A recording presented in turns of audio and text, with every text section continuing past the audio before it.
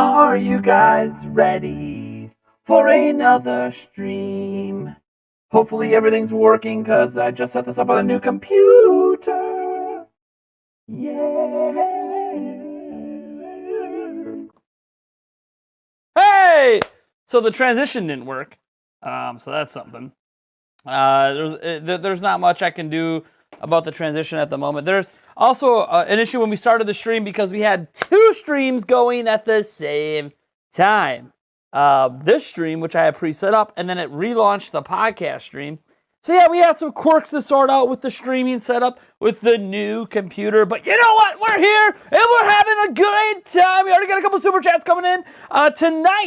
Tonight, we are doing cap shots of Goldschlager for all super chats and donations. If we get some really big ones, maybe we'll bust out the Nacho Daddy shot glass, which is like a double shot. Beyond all of that, if we get to $100 super chats, like most streams, we'll get out a shot of tequila. That is my poison.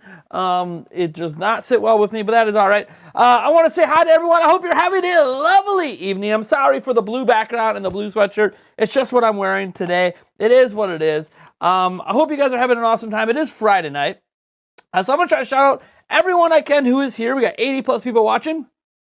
Who knows where we end up? We'll be talking about shortages for game consoles all the way to 2023. Probably talk a little bit about a potential direct this month.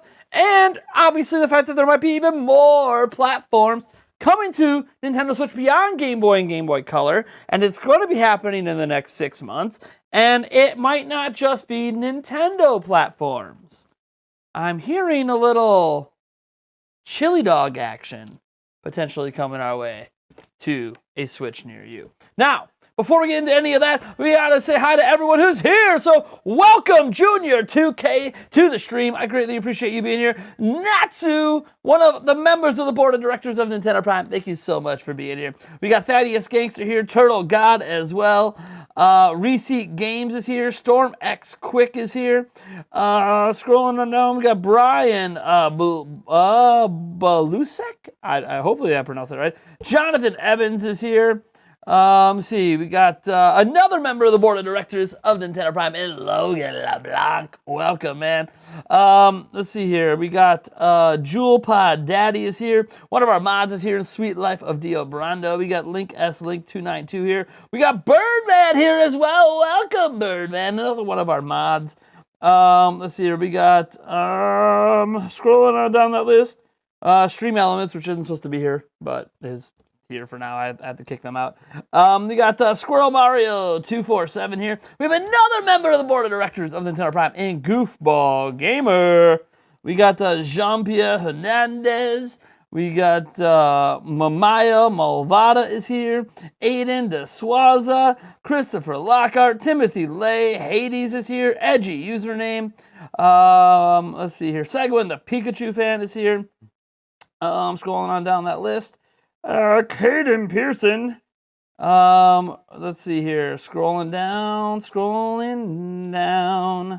We're going down, baby. Better watch what I say before I get copyrighted tonight. Let's see here. I'm just going down the list here. We got Shiny Ray 01 is here. Welcome, man. We got Tiger Venture is here. And hold up. We had a super chat popping off from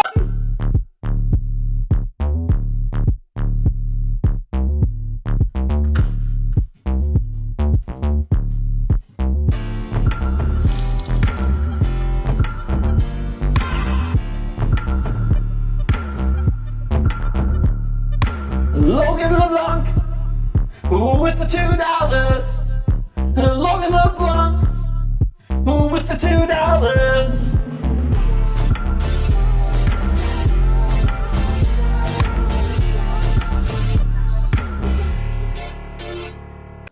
Woo! Welcome, Logan LeBlanc. He says, just watched Hocus Pocus.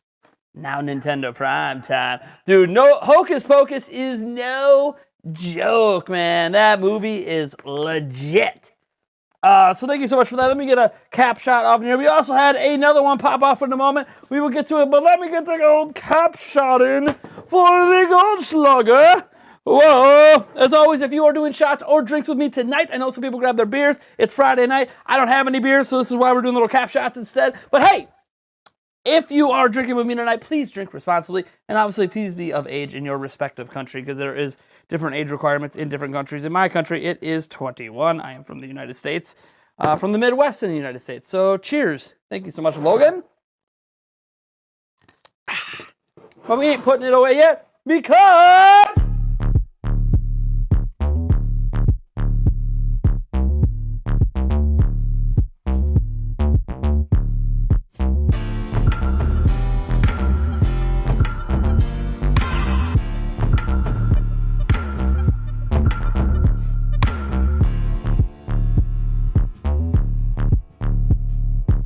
Thank you. Oh, 1, 2, 3, 2, 1 underscore.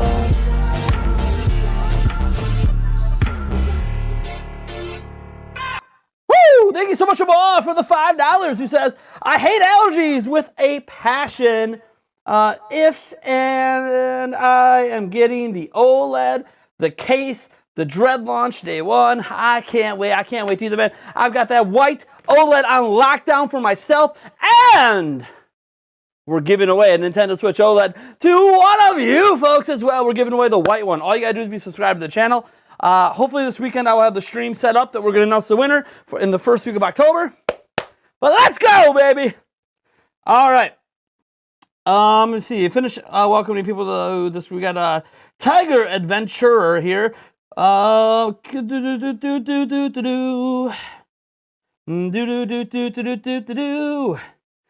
also that Nintendo Prime bastard, you ain't getting no dance. But I will upgrade to a full shot to cover more and to cover Nintendo Prime all in one little drink instead of grabbing a couple cap shots. We'll just pop off with almost a full shot there and call it good to kick off this stream. I got my water at the ready as well here. Edward Norton is here, another one of our moderators. Welcome, man. I'm scrolling down that list. Let me see here. We got Light W8 Baby S is here saying, love the music. That's right. That music is a remix of a bunch of different Nintendo stuff by VGR. If you look up VGR on Spotify, you will find a lot of cool music. There's one in particular I can't play that's baller. He's got a really sick DJ remix of Jump Up Superstar. But I can't play it because it has samples of the original song, which gets copyright claimed. Oh my god. It sucks because that song is so awesome. Takemi is here. Let's see here. We got Reset Games is here. Jonathan Evans, Jinchurky 89, Israel Lorena, Kevin Joya DeFox is here as well. We got Ness Chaos Fire is here. Matt Howard! Woo! Welcome to the stream. Oh, welcome to the stream. And also we have Mr. Ryan. See. Oh yeah, baby.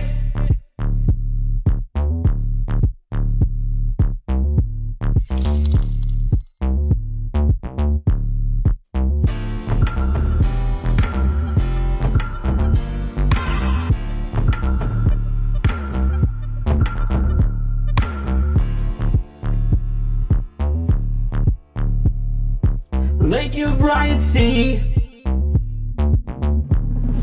The $4.99. Thank you, man. He says, so I did a thing. I got a 65-inch LG C1. I'm assuming that's an OLED, right? Is that an OLED? Better be an OLED, you bastard. You don't buy no 65-inch, you don't get OLED. Come on now. Better be an OLED.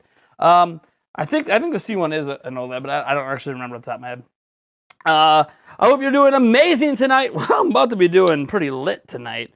We're going to top off the rest of the shot for your super chat. Just make that into a full shot, because why the hell not? Brian C. did say it is an OLED. Hell yeah, my boy. No, I don't have any OLEDs in my house until I get that OLED Nintendo Switch. I shouldn't say that. My iPhone technically has an OLED screen on it.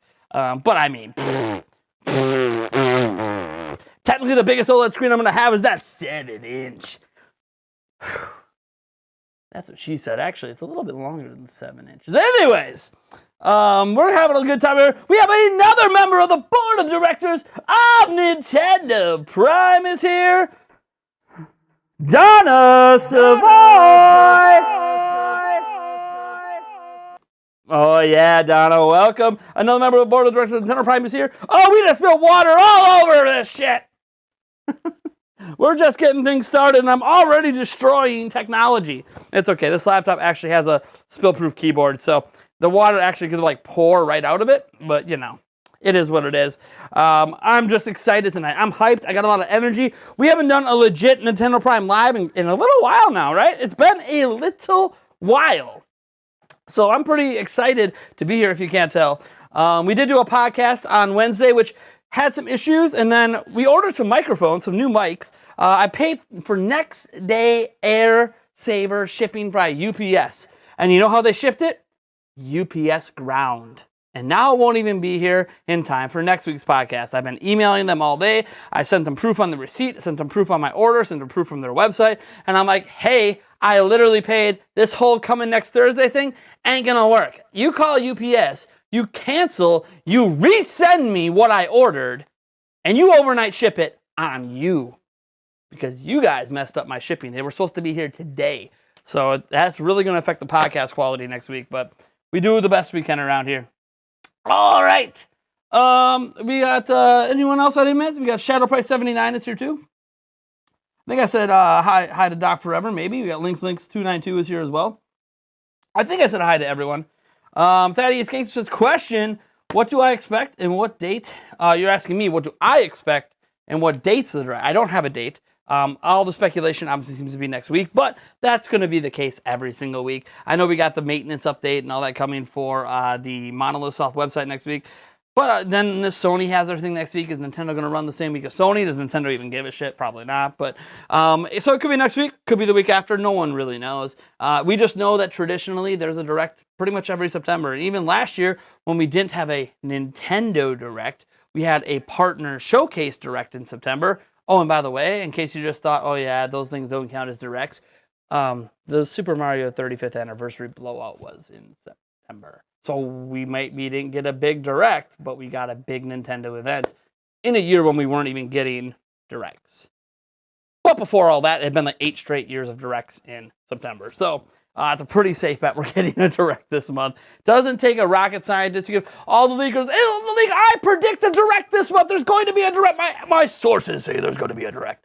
Nah, logically, there's going to be a damn direct because Nintendo always does one in September because it's a great time to advertise all your games coming out for the holidays. And hey, really a big reason next week would make sense is because WarioWare comes out next week Friday, and it gives Nintendo another chance to kind of throw that in front of people, in front of hundreds of thousands and millions of their fans, to remind people that WarioWare is coming. So that's the number one reason that actually makes sense. All right. Woo! Let me get the shot down, and then we'll get into the first topic in the stream. The Q&A happens towards the end. However, obviously, any super chats and all that, I just get to those questions right away because you guys paid for the luxury of being right away. Also, we are trying to get to our member goal this month. We are at 77. I know it looks a little funky up here because goal runs into the 77, whatever. It is at 77 out of 100. If we hit 100 total members of the board of directors this month, there'll be a special giveaway happening live on stream. So we're getting close. We're all 23 away. We gained a few during the podcast. We'll see if we get any tonight. All you gotta do is hit that join button. If you are on an Apple device and the join button isn't present, if you go down into the description, there is a link as well. Also down in the description, at the very top is a link to our new merch featuring stuff like this. We got the podcast logo. I can't show you the merch yet. I went a little crazy. I spent $400 on Nintendo Prime merch. That's right. I don't even get my merch for free. It's not how it works around here. I spent $400 yesterday on a whole bunch of merch, some of which you guys will never see. As an example, my fiance wanted a Nintendo Prime sports bra. I can safely tell you my fiance is highly likely never walking on camera wearing the Nintendo Prime sports bra. But maybe I'm wrong. I mean, she does do really wild and crazy things. She's out having a good time tonight. She decided to make a small trip with $100 to the casino. She hadn't been in a while, and she just had the itch. And I said, you know what? You scratch that itch. I got a crowd to please. I got a stream to run. Oh boy, the super chats are popping off. Let me get this shot down quick because the shots look like they're going to keep rolling all night.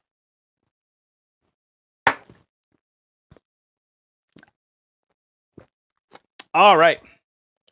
Woo!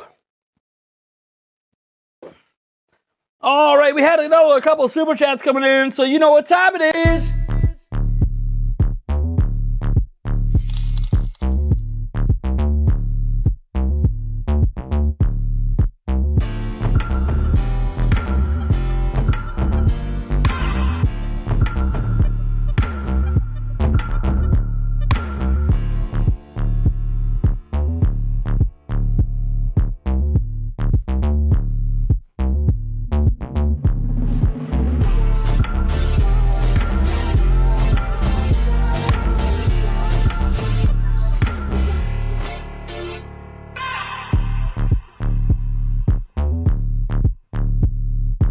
Thank you, Baron Bubby.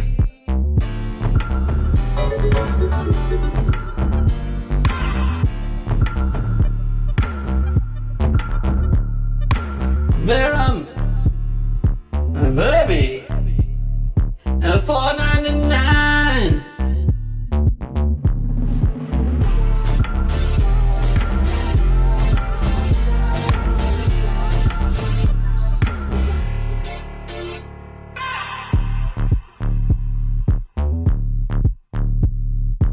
Thank you, Take a 610 for the $2. So I was going to say, we're on Spotify. This is not from Spotify. This is actually a sick T-Pain inspired beat on voice mod, which you have to pay $30 for a lifetime license for, and you really shouldn't unless you are a live streamer that likes to do crazy, entertaining things like me. All the little voice changes come from voice mod. There's other options out there as well that I'm playing around with. I don't have everything set up yet on the new computer, so I don't have like my slapping sound effect. I don't have that set up. I don't have the Mario coin jump thing, Bowser voice, a whole bunch of stuff I don't have set up. I do have a randomizer set up though. So I think for any $10 super chat and up, not only will I bounce off either the T-Pain or the traditional party music, I will right after hit the randomizer, which I have no idea what voice it's going to give me, and I'll talk like that for a minute or two. We'll see how crazy that gets. There's a lot of voices in voice mod. Some I don't even like, but for your entertainment, anything can happen. So yeah, Verum Verby says, a nice new Dono jingle with that bass. Glad you still kept the auto-tune. Hope you didn't put that bottle away too far. P.S. Will I ever be able to buy a PlayStation 5? That's a great segue into our first topic tonight. Taker610 as well said, pick the OLED window from the members and 100 easy.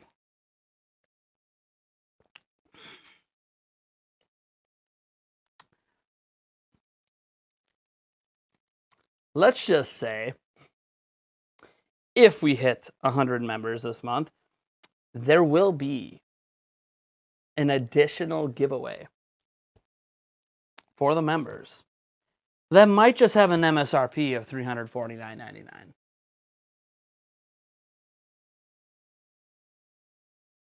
I'll let you use your imagination on what that is. Of course, I'm talking about $349.99 worth of condoms. Duh. Wear protection. God. What do you guys think I was doing? Giving away a Switch? Oh. Subscribe to the channel. We are giving away one that way. But yes, there will be a pretty big prize if we hit the member goal. All right. Let me get a couple cap shots in. Oh, that's one. And that's two. Just make sure I didn't spill anything. All right. First topic.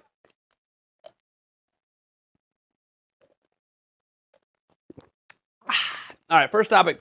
We got the Switch OLED and PlayStation 5. Actually, the Xbox as well. I couldn't fit it all in the title because there's a title restriction limit. So we got a report out there that essentially chip shortages will be going on at least to September of next year. Now, last time we got an update, it was at least until April of next year. Now we're hearing at least until September. By the time we get to 2021, it's going to be at least until, I don't even know. Let's be honest, at least until. I don't really have a exact bigger in mind, if that makes sense. And hold up, wait a minute.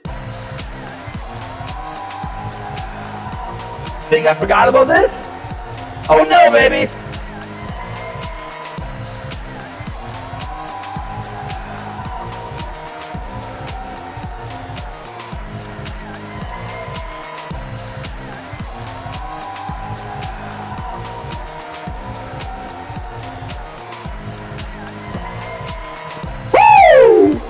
We got a couple new members of the board of directors of Nintendo Prime. First up, Jean-Pierre Hernandez, who joined the champion ranks. And then, hey, Taker610, who became a leader. Thank you so much for becoming members of the board of directors of Nintendo Prime. I appreciate it. We are now at 79 out of 100. I know someone saw one happen earlier. That was actually just a renewal of a current member. So the count didn't go down. Yes, I just burped. One of my Rich from Utah, USA. I usually mute my mic for that, but not today. So now reports out there are that chip shortages are going to be happening until September. By the time we get to 2021, it's going to be chip shortages for all of 2022. It's going to be going into 2023. And if you wonder why chip shortages might actually let up in 2023, it's not because the industry thinks the pandemic will be over in 2023. Because, by the way, the pandemic is not over.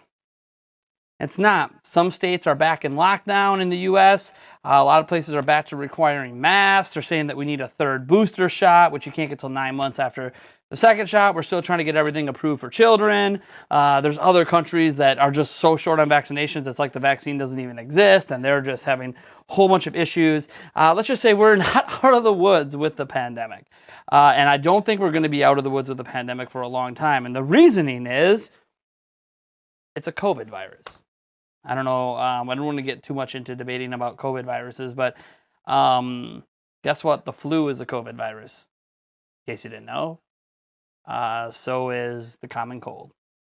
The reason COVID viruses never go away is because they mutate so quickly, it's impossible to eliminate them. This is why when we get the vaccines don't actually protect you from contracting COVID. That's not actually the point of these vaccines. And it's really difficult because when you get vaccines when you're younger for the measles and all that, you can't get the measles, right? But the measles isn't a rapidly evolving virus.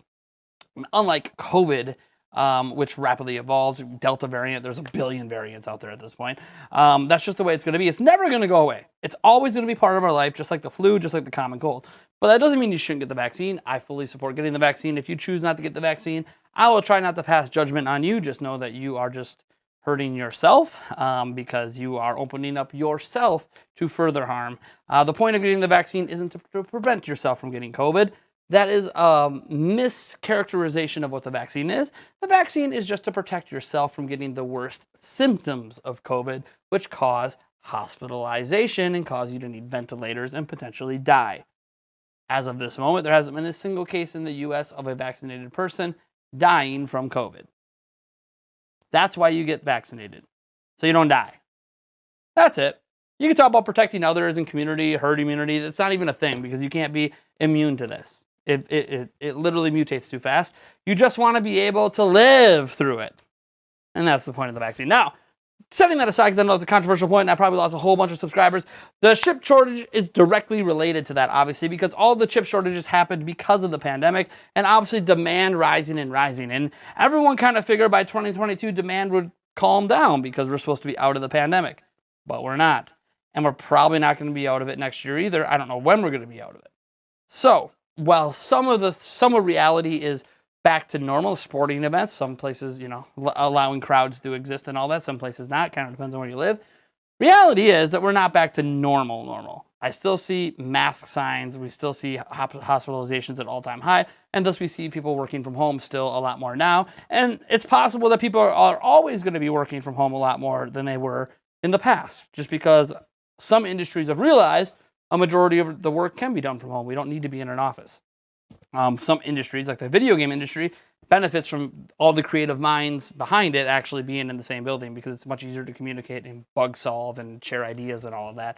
It's not that it's not possible from home, it's just easier in person. That's why so many games have been delayed, like Horizon Forbidden West from this year to next year. Wouldn't have happened without a pandemic, but because there's a pandemic, it's in 2022. Because there's a pandemic, we have chip shortages probably running all the way through next year, which means walking into a retailer and picking up a PlayStation 5, picking up a Switch OLED, picking up a Xbox Series X is going to be very difficult. It's not that it won't happen. There's a possible on restock day, there might be a couple units on store shelves. I also guarantee within hours of those units being on store shelves, they will be gone. As such, it's going to be very difficult to get your hands on these platforms moving forward. It is easy right now to get your hands on Switch Lite, but demand for Switch Lite is not very high. Most people want the fully featured Switch, and some people are waiting for that Switch OLED. Interestingly enough, Steam Deck is also affected by the pandemic, but I'm not going to call the shortages the pandemic's fault for the Steam Deck. Valve is the problem with that. Love Valve, at least I used to, but they're not very good at anything that involves physical items. So yeah, I don't even know if you're going to be able to even readily order a Steam Deck online until 2023 either. Now, why are things going to let up in 2023 even if the pandemic isn't over yet? Because that's when new factories are being opened by TSMC and I think it's Samsung. I can't remember. There's two manufacturers of the chips that control basically all the chip production in the world, and they both have new factories opening up in 2023, and that is why chip shortages will start to go away then, because the capacity to make chips is about to increase by 2023 when they're done building multi-billion-dollar factories. So, in other words, subscribe to the channel to win a Switch OLED if you don't have a pre-order in. If you don't have a PlayStation 5 or an Xbox Series X, good luck, getting one every time there's a drop. If you want one, of course. If you want to Switch OLED after it launches, again, good luck getting one this holiday. It's going to be pretty difficult. Good luck getting a Switch in general for the next year. People talked about how Steam Deck and PlayStation 5 and Xbox Series X were going to affect Switch sales and cause Switch sales to go down. Switch sales haven't gone anywhere. They're still selling out and still the best-selling platform worldwide. Probably helped by the pandemic. But it's also helped that Nintendo has a really killer lineup. Can we admit, Metroid Dread's obviously looking really badass. But beyond all of that, WarioWare might end up being the best-selling WarioWare of all time. We have another Mario Party coming out. Do you guys remember what Super Mario Party sold? Any hands in the chat?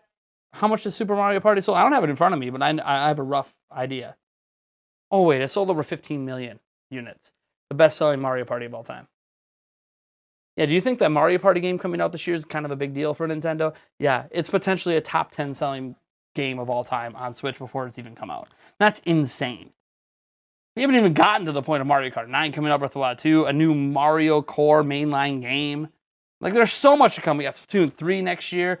You guys, Mario plus Rabbids Kingdom Battle, do you guys know that thing sold over 8 million copies on Switch? Did you even realize how big of a seller Mario plus Rabbids Kingdom Battle is? And we have Sparks of Hope coming next year. Could that hit 10 million? Yeah, maybe.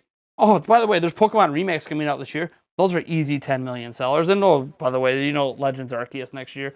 That thing can move 20 million plus. Who the hell knows? Point is, Nintendo's got system seller after system seller after system seller coming out in the midst of not being able to make enough Switches in the first place to meet demand. At least enough of the regular Switches, and then obviously Switch OLED. So, yeah, chip shortages are going to be a problem for a long time. Let's get some thoughts from the chat here. Christopher Lockhart is here. Welcome, Christopher Lockhart. How you doing, man? I think Mario Kart Deluxe has surpassed Mario Kart Wii by now. It's pretty close. I think it has become the best-selling, officially, Mario Kart of all time. Wii was the highest, but I'd have to go check the official numbers. I think it did in this last quarter just pass it. If not, it'll pass it this quarter easy. It's really close. Can you believe the Switch OLED comes out in only 34 days? Isn't that insane? 34 days! What? Damn! Let's see here. COVID Central here in Florida. I'm fully vaccinated. Our children are at risk now.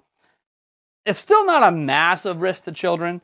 Yeah, it's still not a massive risk to children. But children, for the most part, don't get hospitalized from COVID. So, again, I don't want to spend the whole stream talking about it, but it's still not a massive risk for kids. Still, obviously, the highest risks are the elderly or anyone that is immunocompromised. Obviously, that's a totally different thing, though, because everything's a risk to the immunocompromised, right? A common cold could kill them. There's a whole bunch of things. Immunocompromised people pretty much aren't really living a different life than usual for the most part. A lot of immunocompromised people are homeschooled and live at home and don't get out much, and that's just unfortunately the life of people that are dealing with issues like that. It's kind of like people that have that are immunocompromised and have like HIV or AIDS or something like that. Like, obviously, you're gonna restrict your possibility of being around, diseases and infections and all that because you don't have the normal white blood cell count to fight all that. So, let's see here, 18 million or something. Yeah, dude. Mario. Let's see here. Can you believe? Oh, I already read that. So I'm so excited to be able to play a new Mario game online with randoms. That is really cool too. They have a really good online, it looks like, for the next Mario Party, so that should be nice. Semi-Sweet says, I'm just wanting to point out games that came out in 2017 are getting another one in 2022, like Splatoon, Breath of the Wild, etc. Mario plus Rabbids. Who really knows? Maybe Xenoblade 3 next year. Whole bunch of games could be coming out next year. Next year is already looking stacked as it is, just from an exclusive perspective. But we'll have to wait and see. And by the way, how well is Shin Megami Tensei 5 going to sell? It's actually a fairly big IP, and it's exclusive on Switch. So we'll have to see. That could be a sleeper hit this holiday. That could be like a Monster Hunter Rise style seller. So we'll have to see how well that does. Squirrel Mario 247 says, I won't get it unless there's something wrong with your older Switch. So if you have a current Switch, you don't necessarily need a Switch OLED. It is the best version of Switch there is. But if you don't play handheld, there's not really a benefit to it besides just having the latest toy. For that one time you take it off the dock, ooh, the screen looks maybe better than your TV. Cool. Not really a real compelling reason, but I actually play my Switch a lot in handheld, and obviously I'm a Nintendo YouTuber, a Switch tuber as people call me sometimes. So yeah, I gotta have it just for comparison's sake, so I could have the light, the normal Switch, and that all next to each other, do video, do impressions, all that jazz, do a stream about it.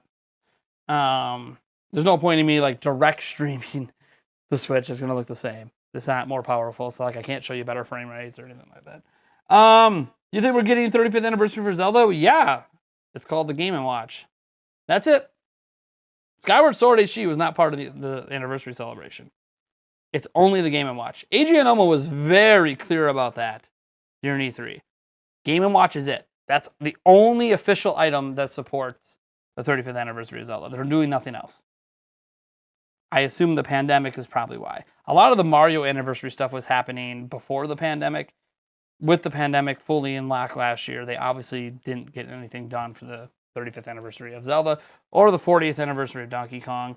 Nor did they really do much for the 35th anniversary of Metroid. Obviously, we have Metroid Dread, but Metroid Dread was probably already in development since 2017, if we're honest.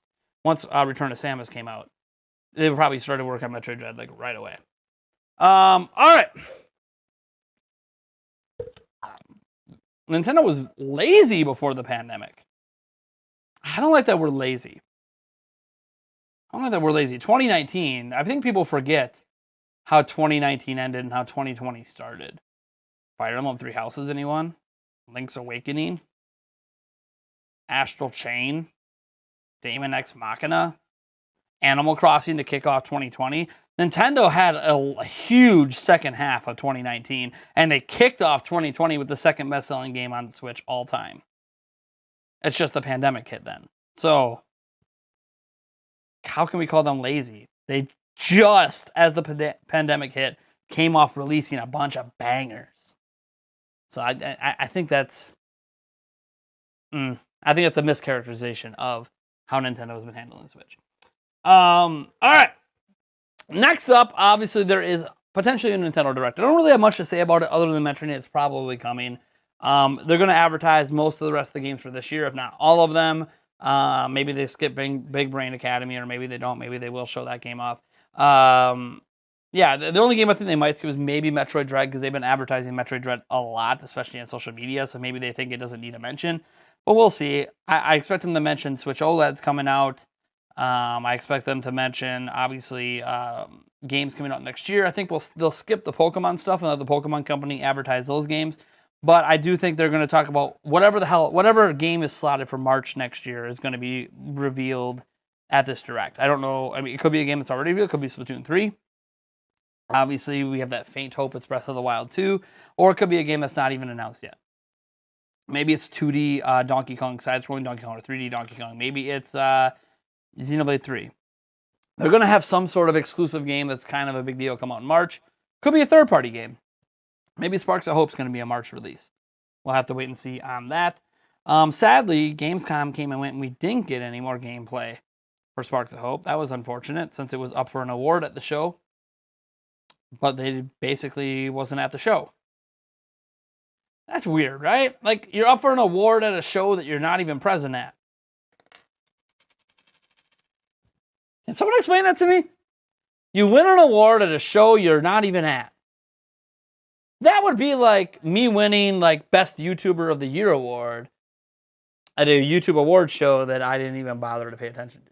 Like, do I really deserve that award? Of course I do, because I'm pretty baller. And so does Sparks of Hope. It's a pretty baller game, but I wasn't even at the event, so it's like weird. It's like weird. Okay, why don't you just give the prize to Breath of the Wild? Breath of the Wild also wasn't at the event. Maybe Tokyo Game Show should just award Breath of the Wild 2 Game of the Year for 2021. Even though Nintendo's not really... like, that's how weird that award was, but whatever. It is what it is. What I really want to talk about a lot is the retro systems on Switch. Things are heating up. Now, Game Boy Color, that's been like multiple sources, many outlets, many insiders, been talking about Game Boy Color for a little bit, and really this last week and a half or so, it's really come full circle that this seems to be likely a massive announcement that's going to be happening at this next Nintendo Direct, and they're probably launching this month, just like SNES launched in September of 2019 and NES launched in September of 2018. It certainly looks like we're going to get Game Boy and Game Boy Color announced this month. What's interesting, though, isn't just that we're going to get Game Boy and Game Boy Color. We talked about that in the last podcast. According to Eurogamer, who is very accurate with their reports, they have their own sources saying that there's a bunch of stuff coming in the next 6 months to Nintendo Switch Online, new platforms that aren't even leaked or rumored at this point, that including some platforms that might not be Nintendo.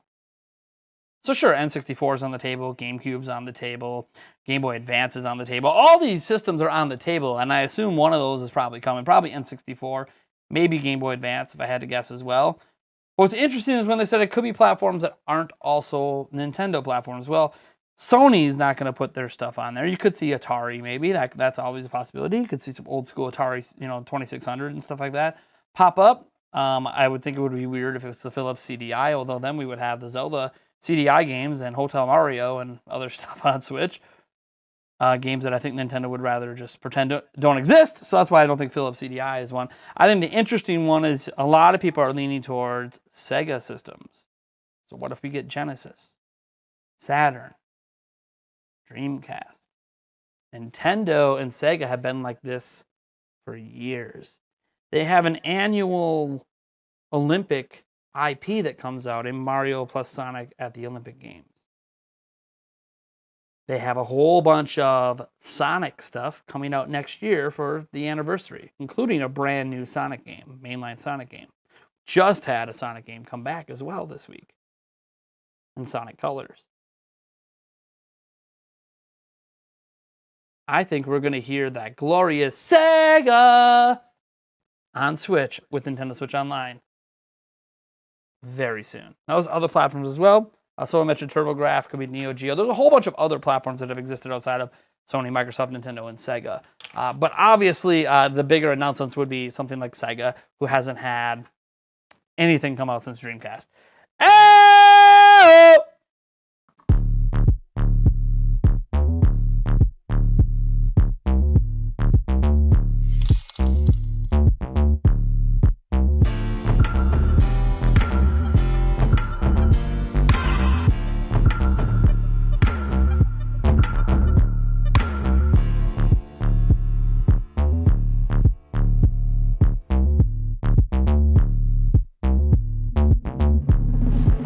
Thank you, Nintendo Academy, for the $10.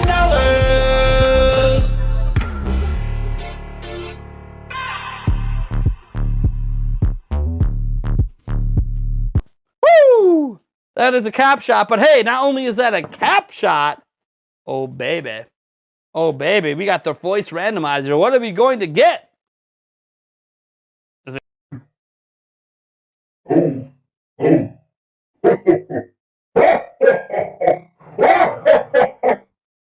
Nintendo Academy, passing by to show some love, bro. If you want to keep in your current Switch, I recommend getting a LAN port adapter. There is a huge possibility Nintendo is looking at streaming games. Oh, I love the voice. Dude, that voice thing's sick. I love it. So I was a randomizer. I had no idea what voice I was going to give. Remember, any $10 super chat and up gets the randomizer right after we celebrate. So one, I am getting a Switch OLED, so I will have the local LAN port. Two, getting a LAN adapter is not necessarily faster than the Wi-Fi chip. Sounds crazy, I know, right? Oh my God, how is the direct link LAN adapter not better? It is better for consistent connections for people that have inconsistent connections with the internal Switch Wi-Fi chip, because it's using a very cheap Wi-Fi chip. Depending on what router you're using could really affect your Switch's ability to stay connected. As such, you will have a more consistent connection using a USB LAN adapter. You won't necessarily have a faster connection because the USB LAN adapter is actually limited by the speeds of USB 2.0. You can't actually get the full gig transfer rate of most people's routers and some people's internet. Whereas the Wi-Fi chip, despite it being cheap, is capable of 800 megabytes, which is faster than what you can get out of USB 2.0. So as long as you don't actually have Wi-Fi connection issues, it's technically faster with Wi-Fi. But a lot of people do have Wi-Fi issues because it is a very cheap Wi-Fi chip. So obviously for a more consistent connection, use that. However, the reason that you should still buy the $100 Switch new dock with the LAN port is, rumor has it, that LAN port supports a full 1 gig standard, which is not possible on the current dock. I'm looking forward to testing that one out. We'll have to do some latency and speed tests. There's a few things that you could do to test the speeds of it. I'm sure some people like Gamers Nexus will get to it probably before I do because it requires some specialized tools. But yeah, there's some things you can do. Obviously, doing longer sessions of like Smash and checking your disconnect rate, but that's also not just dependent on you; it's dependent on others. So, but yeah, I'm getting the Switch OLED, so we're good. Cheers, everyone. Woo! All right, it's getting hot in here. Now, obviously, drinking booze heats you up, but I also have this really bright light shining on me, and I'm wearing a sweatshirt. Didn't think this one through, did I? And I'm wearing pants. Of course, I suppose I could take the pants off. I mean, I just can't stand up anymore then. No! It's okay. I don't have a Be Right Back screen either, so like I can't even like, oh, be right back and play some music. I can play some music, but careful what you said. You know these fans crazy. They can be, yeah, man. I still get blasted for a lot of things. Who was just yelling at me the other day? Someone was yelling at me in the comments about something. It was really stupid. It was just one of the stupidest things. I think it had to do with the fact the video was 144p yesterday for like, and it was that way for like 20 hours as if it was my fault. It was nuts. Like, it's your fault. You should have made sure the quality of your video before you hit publish. Yeah, when I looked at it, when it was set to private, it was 4K 60, and then I hit publish, and it was 144p. How the hell am I supposed to know what it's going to look like when published without it being published? Big brain moment. But I think there's a lot of disconnect, I think, between people that... how do I put this? There's a lot of disconnect between people who are viewers and then the YouTuber. I don't think a lot of viewers understand the way that YouTube works and the actual access we have as YouTubers to fix things. As an example, why the hell did I have 2 streams today? That was actually a fault on my end. But you don't know why there was 2 streams. I know why 2 streams launched at the same time today. I am going to actually go delete that other stream right now because it's a podcast repeat one, which obviously doesn't make any sense to have that up. So let me go delete that quick. So people don't get confused. I see it already has like 300 views, and I'm like, no, there's probably people bitching in the comments. What's the date? What's the leak? This is from Wednesday. We talked about it back then. Let me see here. I selected it. Why won't you let me delete it? What the hell? No, that's right. I have to click on this thing. YouTube. See, YouTube even moved how you delete crap. So dumb. See, that's what I'm talking about. YouTube changes things, and sometimes they don't tell you. Sometimes they do, but they only tell you in very specific like blog places that if you're not checking it every day, you don't know. We had another.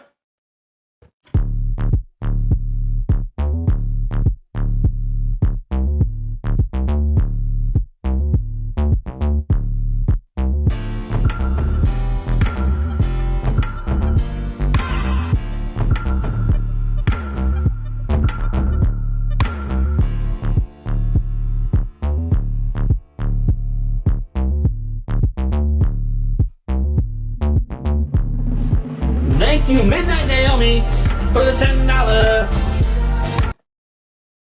Hey-oh! Long time no see. Looking like you've lost some weight. Lose the pants neck.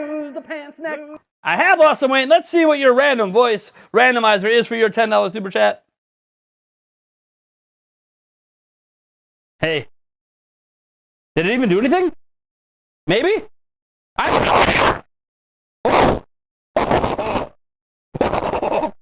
What is this? What is this? Hello? What? What is this voice? I see you. Yeah, I don't know what the hell that voice was. Holy crap. Could you guys even understand what I was saying? That was a funky one. As for losing the pants, yeah, I'd step away from that. But if I stepped away, of course I'd play you guys some popping off music. Because I do need to put some shorts on, man. It is hot in here. It was already hot in here before I got started.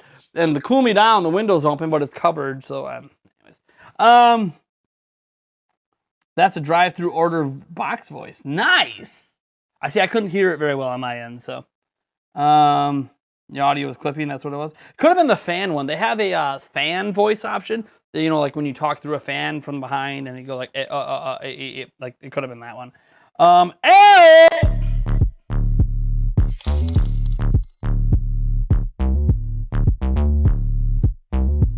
Perfect time to step away and take the pants off. 1 second.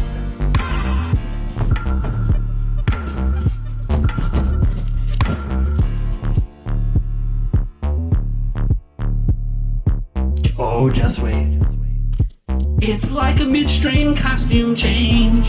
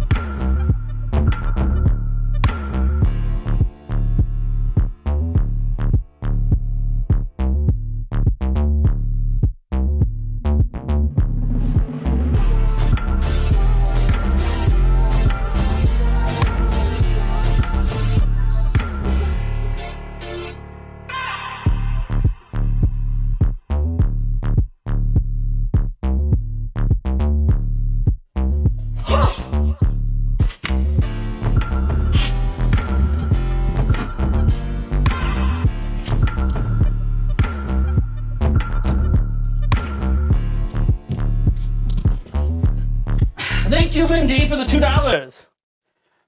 You scared the hell out of both my cats. They would have saw me in the squirrel mask, they would have been even more scared. Oh my god. That mask is even hotter than everything else I was wearing.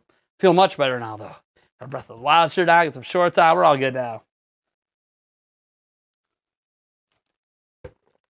Yeah, this shirt's pretty baller. I like this shirt. So old school. This was from the year it came out, back in 2017. Had this one for a while. I think I got it at like a Hot Topic or something like that. Maybe it was a Walmart, but I'm pretty sure it was a Hot Topic. I don't remember. I don't remember what I bought 4 years ago and why.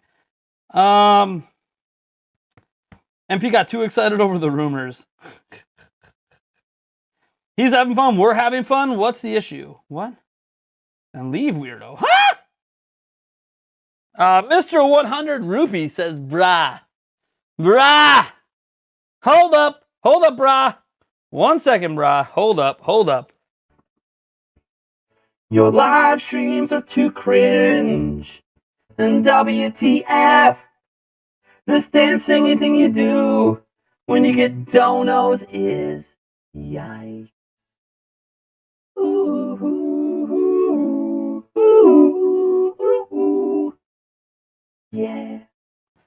Come on now. When you talk about the donos and the yikes and the cringe, we're here to have a great time. I don't know if you guys know. I have this kind of energy in my normal videos. I just don't do all the crazy shenanigans all the time. My live streams is called Nate Unleashed. I'm not a parent at this moment, even though technically I'm always a parent. They're upstairs sleeping. I'm not a parent at this moment. I'm not Mr. Nate the student who's got to be really focused. I'm not Nate the content creator trying to deliver a bunch of accurate news and information, and while trying to be a little entertaining sometimes. Like we had the little TV cutout joke today that was a play off of yesterday's video being at 144p and YouTube kind of screwing with us, so that was kind of fun to do. But when I'm on my live streams, for those who don't know, who haven't been to one of my live streams before, that's not the podcast. The podcast is a bit more of a serious conversation. We have some fun and good times there, but it's a lot more serious in terms of the actual discussion.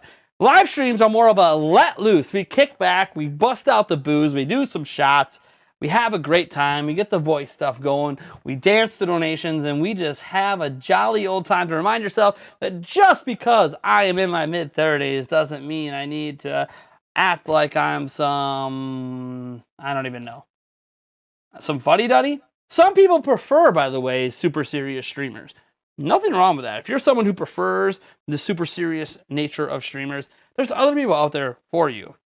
I would say whenever Spawn Wave streams, he's usually pretty serious. Player Essence can be a little silly sometimes. He's got his, a few little antics that he does for certain levels of donations and stuff. He does some crazy stuff and has fun, but I'm all about having a good time here. That's what this is all about, is having fun and letting loose, because I don't get to do this every single day in my normal life. This is not even my favorite part of being a YouTuber, is what we do on live streams.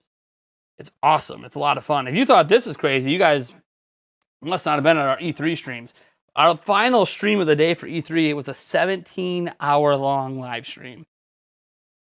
And a lot of crazy stuff happened. Some rants happened. Some bottles were thrown. Eric got smacked and I got yelled at. It was some good times. We had a crazy fun stream. A few podcasts ago, Eric started off with a squirrel, and we had a whole squirrel voice bit for him and everything. It was a lot of fun. So, we have a good time around here. Next up, we got Eric.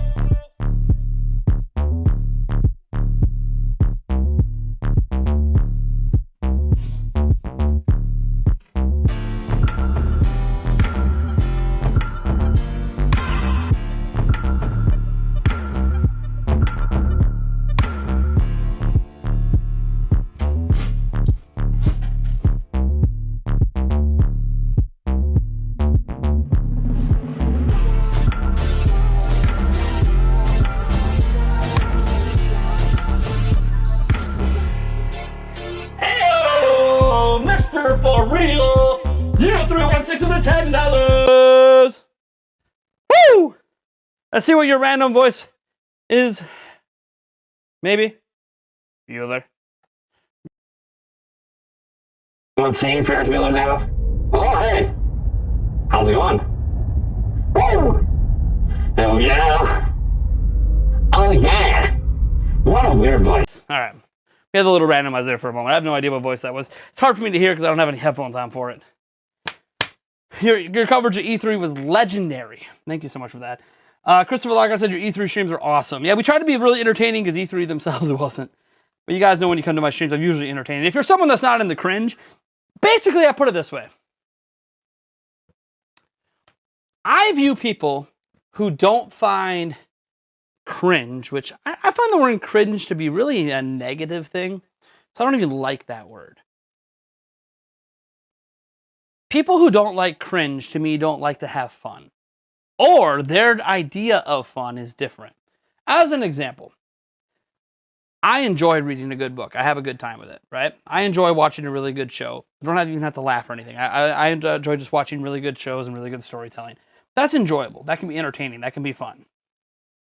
And a lot of people that I find don't like cringe are people that are more of the serious nature. They have a more serious type of fun. That doesn't mean they don't have fun in other ways. They can play sports. They can go jet skiing, snowboarding, whatever. You know, there's a whole bunch of different things they can be doing. Maybe they really enjoy camping, telling ghost stories around a campfire with children or something. I have no idea, right? Like, a whole bunch of things you can do for fun. But I don't like calling it cringe, because cringe is a negative connotation. What I call it is I like to have a fucking good time. That's the truth. I like to have a fucking good time. You're getting what I am like on the daily. By the way, it's not because of the booze. This is what I'm like. When I'm not in a mode that I need to be super responsible, I need to be super serious, I need to make sure my children's homework are done, I got to make dinner, I got to do... When I'm just in the ability to chill and relax and have a good time, this is what I am.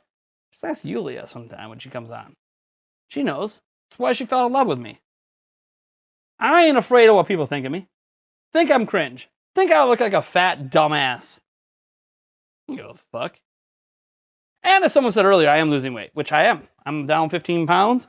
Got to keep it up. I actually cheated on my diet today, and my body told me, wait, you cheated on your diet? Ha ha! No, you didn't. And then it made me throw it all back up, which it tasted so gross coming back up, it just makes me want to eat nothing but salads. So I don't necessarily regret eating that food, because now I'm even more motivated not to cheat on my diet again. So,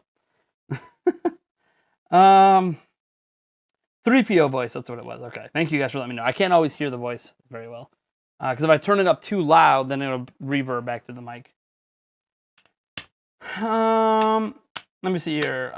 Midnight Naomi said, dude, I gotta be honest, that E3 stream topped everything. I got so burnt out. All those leakers injecting us with false hope. I didn't heed your warning to not get too excited. I know we still need to... So we launched new merch, right? We got this logo. We got the podcast logo, some other stuff. We got new merch down in the description, including sports bras for all the people out there that want to wear those. So we got new merch linked down in the description at the very top if you want to check that out. I literally ordered a bunch myself, so I'll be able to show it to you guys in person here soon. I think within like 2 or 3 weeks it'll all be here. It takes about 2 to 3 weeks. Some things are going to be out of stock because their factories are running at 50% capacity right now because of COVID. But it's really cool because I want to make a Hype Responsibly shirt. And Eric and I have been talking about it for a while. We're having an issue because the Hype Responsibly shirt is just 2 words, right? Well, maybe with a period on it. Maybe we'll put a period. We haven't decided on that yet. We're having a hard time deciding what font to use. We have tried like 78 different fonts. We can't quite find the right font for a simple Hype Responsibly shirt. Very simple. Very easy to make shirt. We just can't figure out what the right font is. We've tried a bunch. We're eventually going to get it right because Hype Responsibly shirts need to basically be sold every time there's a rumor. Like literally, there's a rumor and I need to be wearing that shirt. And I need to be saying, hey, remember to Hype Responsibly, get your merch down in the description. But we'll get that sorted out eventually. It's hard to figure out the right font that just fits with the intended meaning of the words. Official Max the Wolf said, this is a really good show. The stuff you show is super cute and fun. Well, thanks. I try to have a good time. Go Ninja, go Ninja, go. Go Nate, go Nate, Nate, go. Go, go, go, go. You're a green machine, but you gotta get down. Oh, God, I love Secret of the Ooze. It's my all-time favorite Ninja Turtles movie. All right, I've started fasting again and have lost 9 pounds. Nice. Nice. You're at 199. Help! Congratulations, Gin Turkey 89. Seriously, congrats, man. I hope to be joining you at the sub 200 pound mark by November 1st. I can't wait. I'm literally, if it shows under 200 that day, I'm like taking a video of me on the scale. Well, actually, I gotta be careful because if I hold this, it might add a pound, but Hopefully it won't matter. Hopefully I'll be a few pounds under it, and then it won't matter. But I started fasting again, and I've lost 9 pounds. I use the same font in the Nintendo Prime logo. Nice. I don't even know what font that is. I'm trying to remember. I've tried that font for the Hypersponsibility.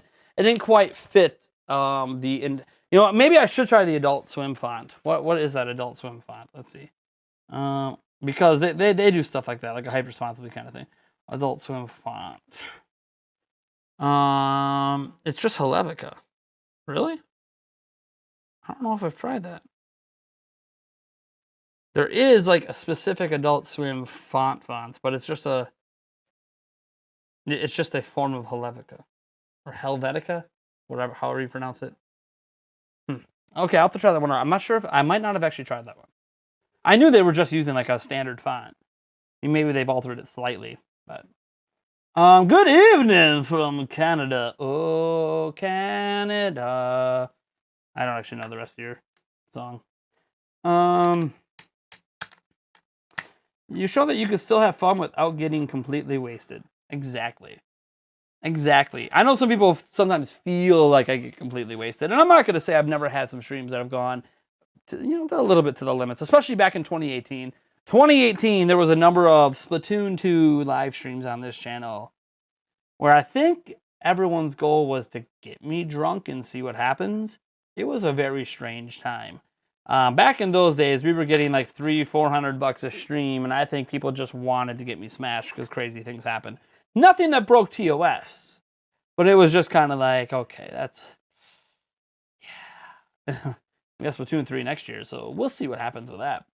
But now I'm much more in control. I cut myself off if I get to a point that I've had too much. I'm not at that point right now, so. If you want a great workout, go to the bowling alley and roll a bowling ball. I do enjoy bowling, but workouts aren't a problem for me. Diet's the big thing. I'm kicking ass in my diet. Again, I cheated today and my body was like, wait, what is this foreign object you haven't ate in like a week and a half? Fuck you, you're puking it up. So I puked it up and that was that. And it tasted so gross coming up, I never want to eat it again. Literally, I abhor what I ate. I can't, and I puked it all up, so I pretty much absorbed barely any of it. So thank God. It was disgusting. So, whew, crisis averted. Hey, inside the Horseshoe Podcast, you become the latest member of the board of directors of Nintendo Prime. You have joined the leader ranks. Thank you so much for that. Then that pushes us to 80 when it updates, if it updates. Because I think that was a new membership. I don't think that was a renewal. I could be wrong, but I'm pretty sure that was a new membership. There it is, it updated. It's updated to 80. 20 more to go before I announce what the giveaway is for hitting our member goal. And the giveaway gets bigger if we keep hitting new member goals in the month. Now the member goals are going to go up by 20 every time. So if we hit the 100 member goal, we have a giveaway announced that will happen at the end of the month, but we'll have new member goals throughout the month that could increase what that giveaway is. And yes, I can tell you right now, the top of the mountain, the ultimate goal, is to give away a second Switch OLED to just our members. But we're not to that point yet. We have ways to go. 80 out of 100, let's go. Josh Lycka, sorry for my mistake on the release of Dread. I mistook the date for another game's date. That's all right, man. Thaddeus Gangsta is going to bed. Good night and good luck. Sweet dreams, all that good jazz. Get some nice REM sleep tonight. Wake up tomorrow refreshed because it's the weekend, baby. It's the freaking weekend. Oh, it's the freaking weekend.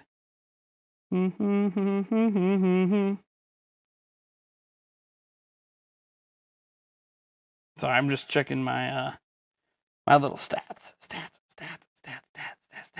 Everybody. Man, I got a lot of text messages today. Hey man, nice t-shirt. Thanks. I don't even know if they make this anymore. I bought this back in 2017. I might have got it at GameStop like the day of Switch launch, maybe. I'm not sure. I don't know. It was a long time ago. Hey all, hope everyone is well. If you could remember in your thoughts and prayers my hometown area of Louisiana, which was in the path of Hurricane Ida this week. It's bad down there right now. I'm sure it is. So I knew about the hurricane because it's been, all over social media. I don't really watch the news. People always sometimes criticize me that I don't watch the news or pay more attention to the news. But to this I say, it gets really old turning on MSN, Fox News, CNN, any number of places, even social media. It gets really hard to follow the news because it's always so negative. Can you remember the last time there was a positive national news story that lasted for more than 5 minutes? It's like negativity sells. Negativity drives viewership. So that's what you mostly get. And it's really hard to watch. That doesn't mean there aren't bad things happening. Of course there are. But it's like we just get pounded by all the negative stuff that they fail to remind us of the good things, and it makes life just look horrendous, like we shouldn't even be alive. It's just really hard to watch. So I feel for everyone affected by the hurricane. Hopefully your families and yourself are okay. You're able to recover from anything you have lost. Obviously, I know some people have the right insurance to handle it, but sometimes insurance companies can be really dicks about some of that stuff. Oh, you had hurricane protection, but you didn't have flood protection. So even though hurricanes cause floods, it's not covered. So your house that got destroyed, you're screwed out of a $400,000 house. Have a good day. It gets ridiculous. I know some people down south understand how bad some of that can be. But that's not for me to worry about. I live in the Midwest, so the most we have to worry about is tornadoes, which can be very devastating. Because we are technically where I live is technically in Tornado Valley. If you know anything about the U.S. and where where Tornado Valley is and how many different states it hits, I'm in that valley. Thankfully, I've never personally been impacted by a tornado, but I have seen tornadoes up close. I have seen tornado damage, like literally within blocks of where I was living. It's pretty bad. So knock on wood, I haven't had to deal with it personally, but I have been around it and I've seen the personal destruction and volunteered to help people that were struggling, including letting a family stay at my house once who lost their house. We helped them get set up with new housing and stuff through the government that was doing a local program for them. So that was really nice. Hey, we have another one!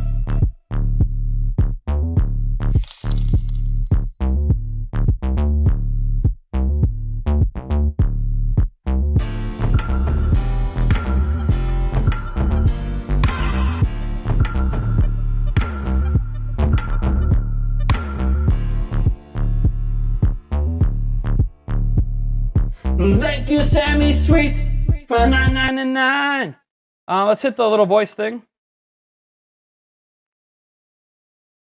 Hey. Whoa. Let's do it again.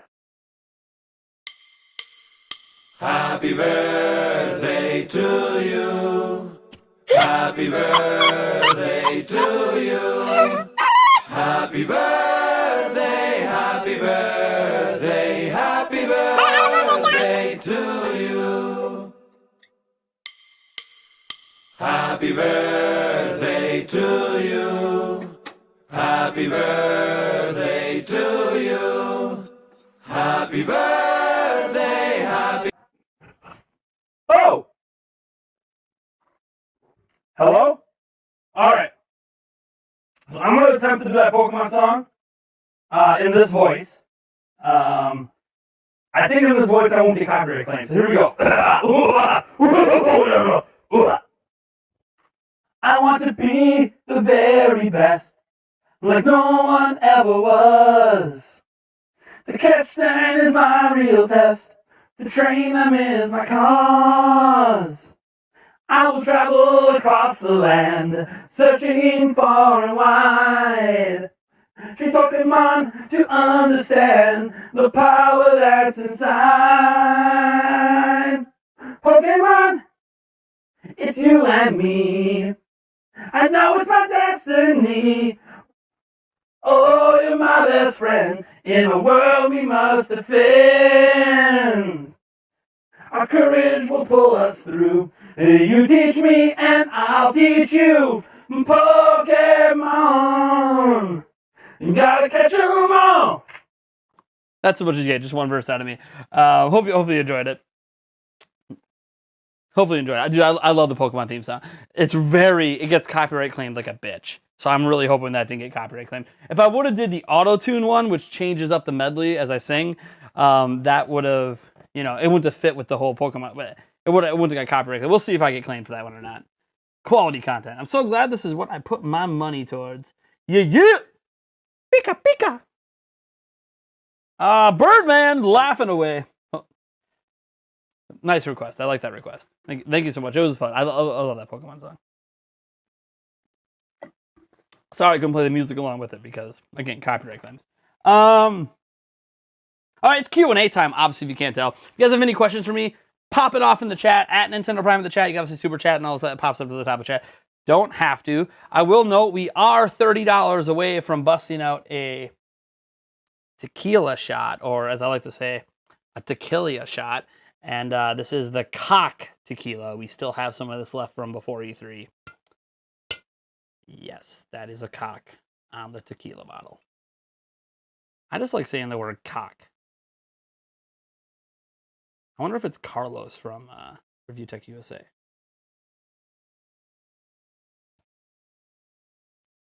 Um, 20 more members for something.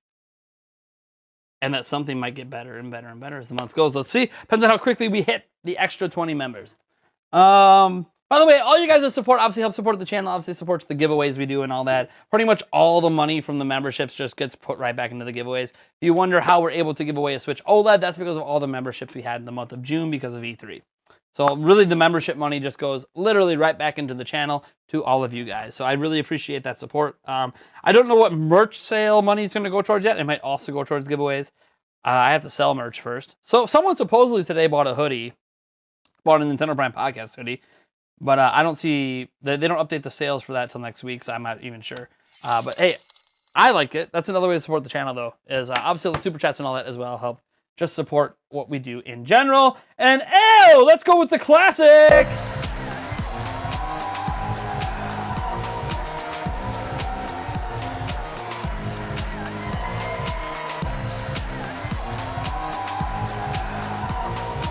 And Turbo Blast!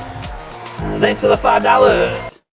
I'm with the cap shop where he says, can you please talk about the top few rumors you have heard about Breath of the Wild 2? Just the top few you think are possibly true. Super chats go, ooh, there's been a number of them.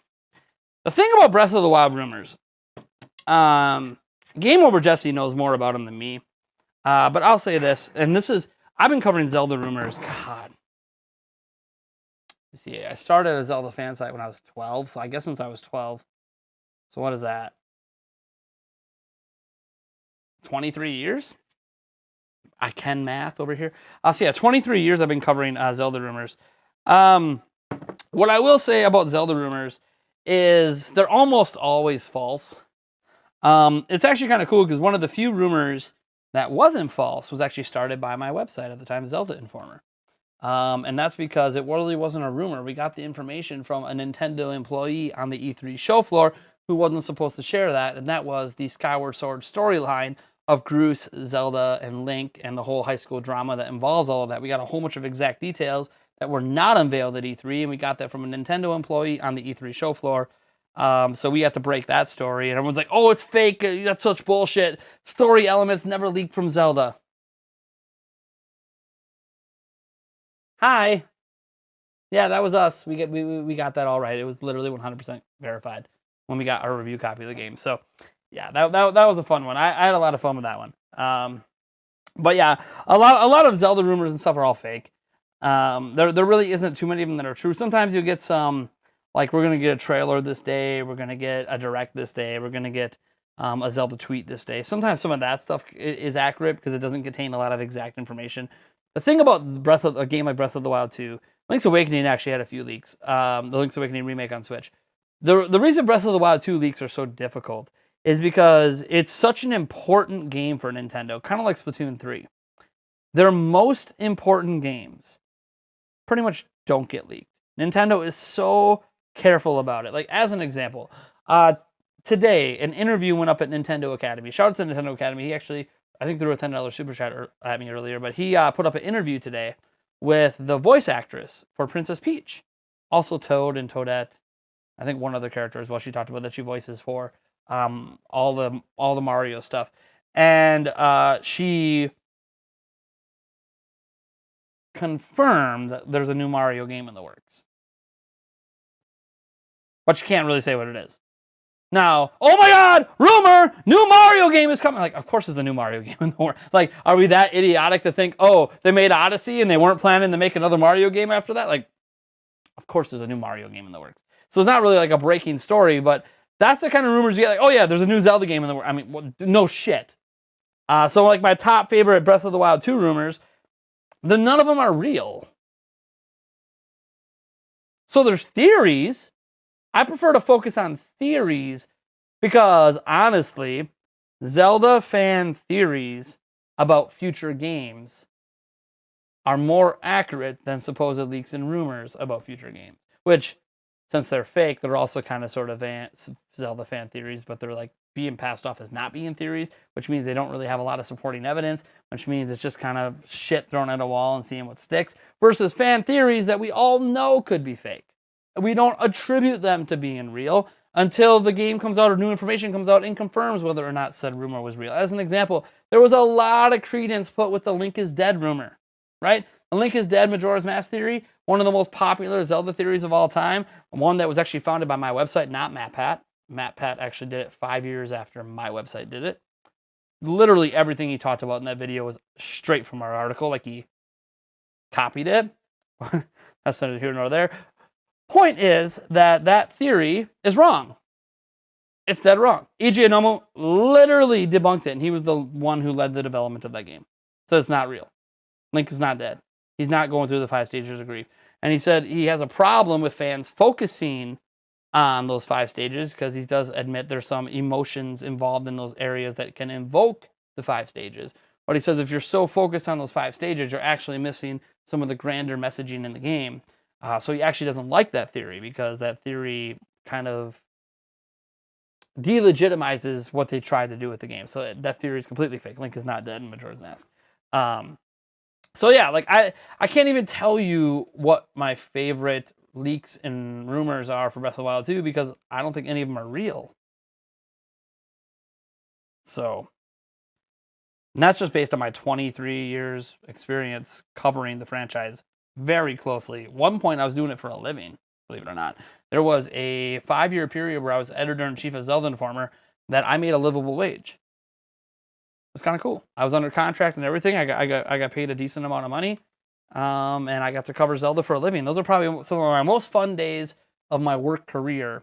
Was doing something I love and doing it for a living. I love YouTube, but I don't do it for a living. I don't make even close to enough money doing this to do it for a living.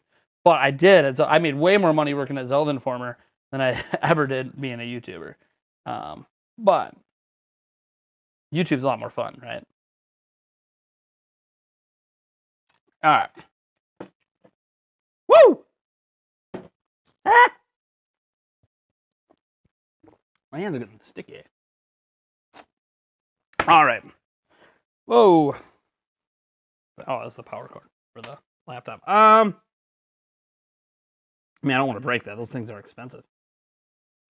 I remember when you rubbed the tequila bottle and poured it into the shot glass, like just had rum chata, and it looked like, yeah, some crazy things happen on my channel.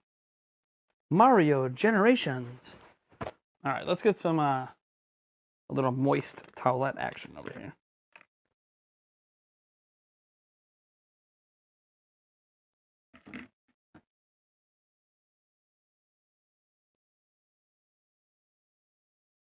They're getting rid of some of the stickiness. I might grab the bottle with that for now on. It's a little sticky. It's like my little wash bottle. Someone's going to bed. Later, Brian C. Have a good night, man.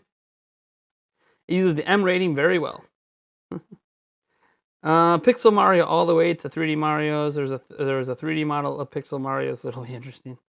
Skyward Sword's okay. Excellent dungeon design. Nice. I've been a fan of Suda51 since Killer 7. Cool, man. That was a really good game. Did I make a video on why Zelda is your favorite franchise? If not, then will you make one? Yes. Hold on. I made it a while ago. Hold on. Let me see if I can find it. I don't remember my exact title. I vaguely remember it, so I'm just kind of Googling it quick. Yes.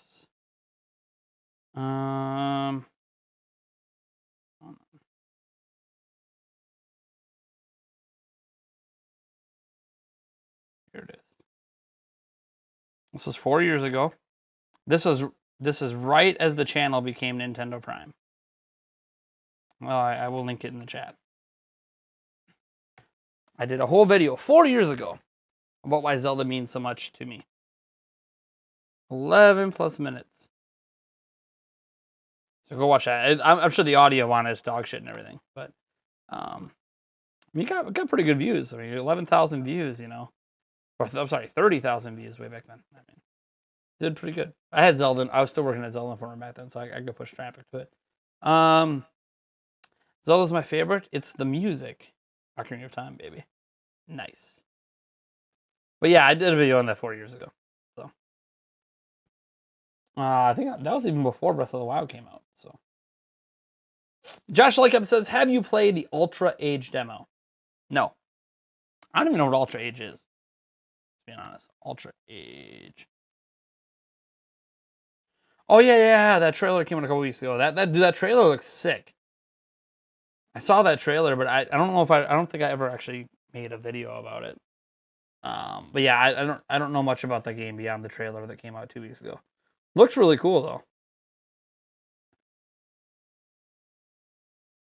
Kind of invokes a Final Fantasy Astral Chain, you know, like a JRPG-ish kind of vibe, you know. Looks really cool. Yeah, looks cool. Comes out next week. Cool. Hey guys, do you think this is a good charger, RAV power, 1500 milliamp power bank? Yeah, that's fine. The portable RAV power. I did a review of RAV power and a few other power banks, specifically to how well they charge Switch, because there was a problem with the amperage of Switch charging that was bricking Switches back in the day. So I did a review of a whole bunch, and I put my Switch at risk of a whole bunch of power banks. And RAV power were actually some of the ones that I worked directly with. Literally behind the scenes, I worked directly with RAV power to make sure they had the right amperage on their power banks to not brick Switch. They literally told me if it bricks my Switch, they'd buy me a new one. Like, we were literally working behind the scenes way back when to make sure that the RAV power ones were good. So I assume they're probably still good to this day. I don't know why they would have changed it, because the amperage that Switch needs to be safe is also safe for your phones and everything else. So there's not really a reason to change it. You can still get quick charging and all that. So yeah, I got no problem with RAV power banks. They were some of the better ones. But there's other options that are fine too. But those are those ones I know are legitimately good. I did actually break all of mine, but that's because I was using them nonstop, like all the time. Literally, they were in use like 12 hours a day. So power banks are not meant to be. They're meant to be used occasionally, not like as a daily driver. And I was using them like a daily driver. Well, whatever. Just duct tape one of those things to the back of my Switch and call it good. Seriously, it was really cool because I could like plug in my Switch and like just play handheld for like 12 straight hours, 14 straight hours without dying.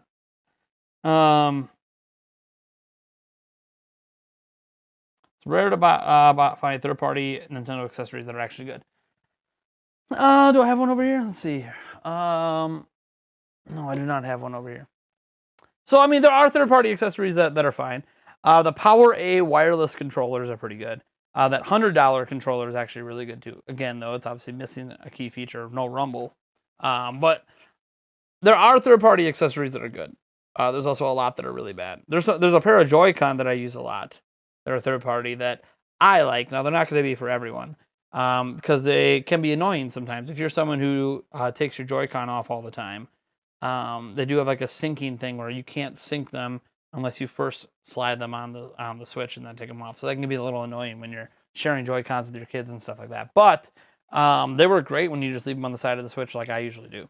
And they're more ergonomic and they're really cheap and they have better joysticks. But that's just me.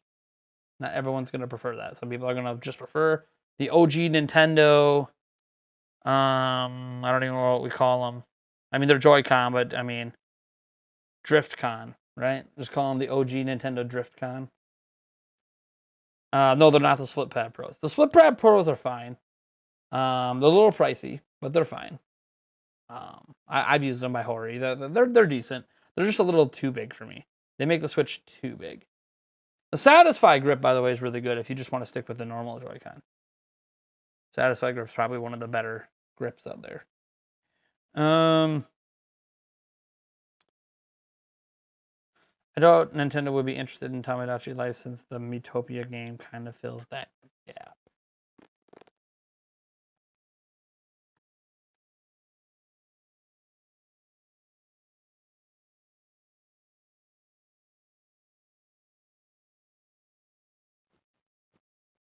We'll see.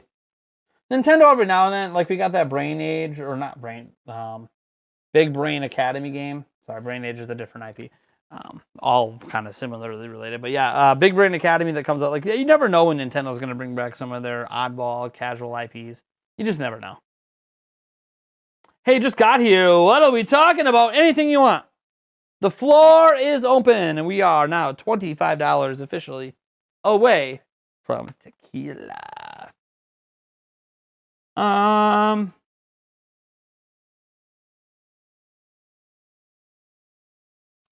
Ew. Oh, oh, oh, oh, oh. Oh, oh. Oopa doopa doopa doopa doopa boop boop beep beep. Everybody knows it's time to sing. It's almost 10 o'clock at night in Central Time.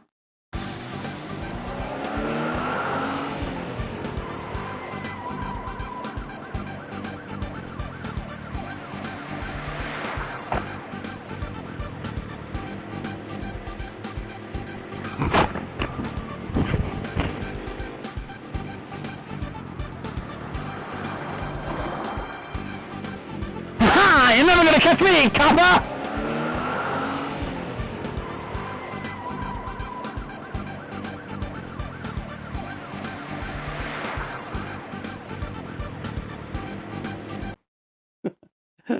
Oh, we have some fun. We have some fun around here. That was like a new car chase copper thing. I have no idea. Everyone's like, what? What just happened? What's happening? What do you think by looking at the wider Nintendo community is expected and wanted game from the next Direct? Because at this point, most franchises have been represented. Sequel? I mean, I can't speak for everybody. So, when you say, what would the wider community want? I mean, Mario Kart 9. Because Mario Kart 8 Deluxe is just a Wii U port, like Mario Kart 9. Technically, don't have a new Mario Kart game. Technically, don't have an exclusive Zelda game, although we have Breath of the Wild 2 coming. We don't have... I'm trying to think. Nintendo's got so many IP. We don't have a Star Fox game yet on Switch, like an exclusive one, or a port. We don't have Star Fox Zero ported either. We don't have, obviously, a Metroid game yet, although Metroid Dread's coming, Metroid Prime 4 eventually. Bayonetta 3, we haven't even seen that game yet. We don't have an exclusive Bayonetta game yet. We don't have a brand new side-scrolling 2D Mario game. We don't have any Yoshi games. Well, no, that's not true. We got the one Yoshi game. I stand corrected. I forgot. There was a Yoshi game. Sorry, it was like 2018 when that came out, so I forgot about it. I mean, there's a lot. Obviously, sequels galore. Xenoblade Chronicles 3. A new Mario Odyssey or something. There's a lot of stuff they could do. So, I don't think there's anything they could do that's going to please the wider Switch audience at this point, besides Mario Kart 9. Mario Kart 9 is kind of like the one universally loved IP from Nintendo that if they announced that, it would just take people... Oh! So that would be like the big kahuna that Nintendo can literally just drop whenever they feel like, assuming it's ready to go. Check my messages.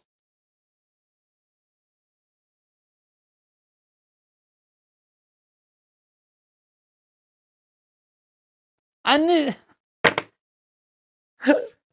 where's my wallet? I don't even know where my wallet is. Oh, man. All right, I'll be right back. My fiance needs me. Let me play some music for you guys. I'll get that playlist going for you guys. Let's start with this one.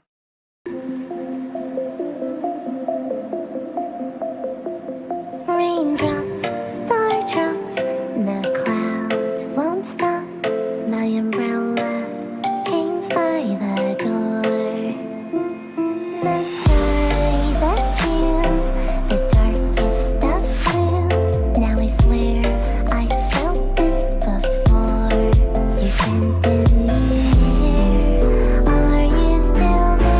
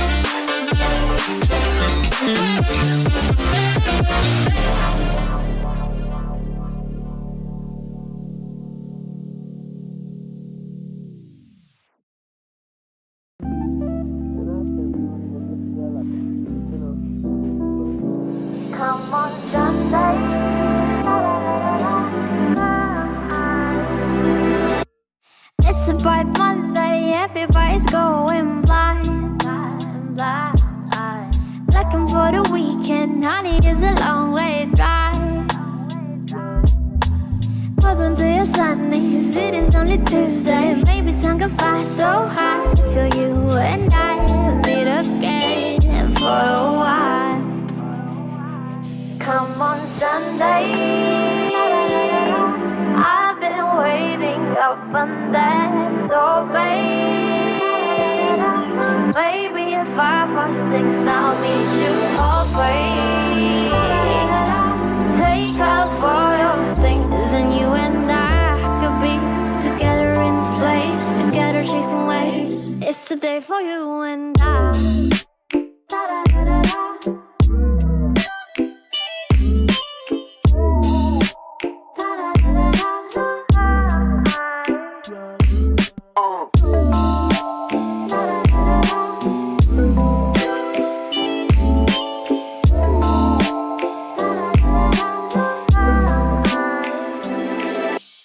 It's a busy subway when the stage looking tight. Hello, working Thursday, honey, it's a long way drive. I walk it all the highways, speeding through these Fridays. Maybe time can fly so high till you and I meet again for a while. Come on Sunday, I've been waiting up on that, so babe, maybe at 5 or 6 I'll meet you halfway. Take off all your things and you and I could be together in this place, together chasing waves. It's the day for you and I.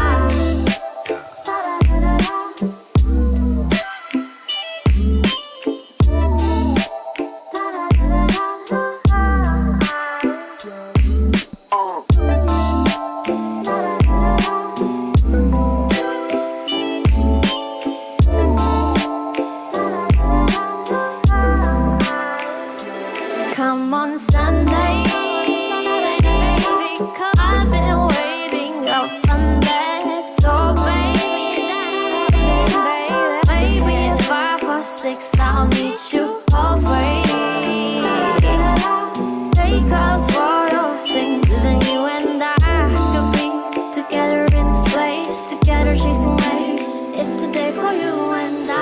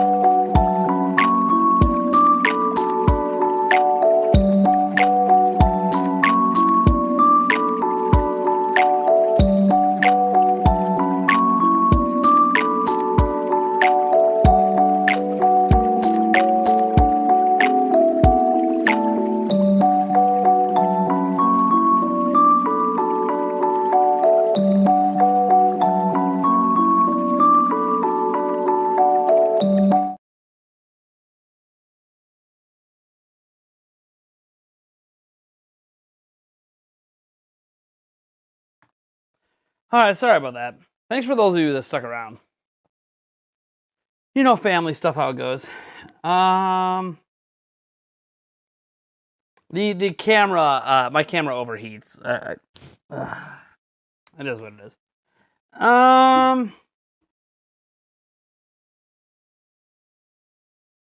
What's up, guys? How you doing? Your Nintendo Prime got the fake beard, though. Do you think this isn't real? Hold on. You think this isn't real?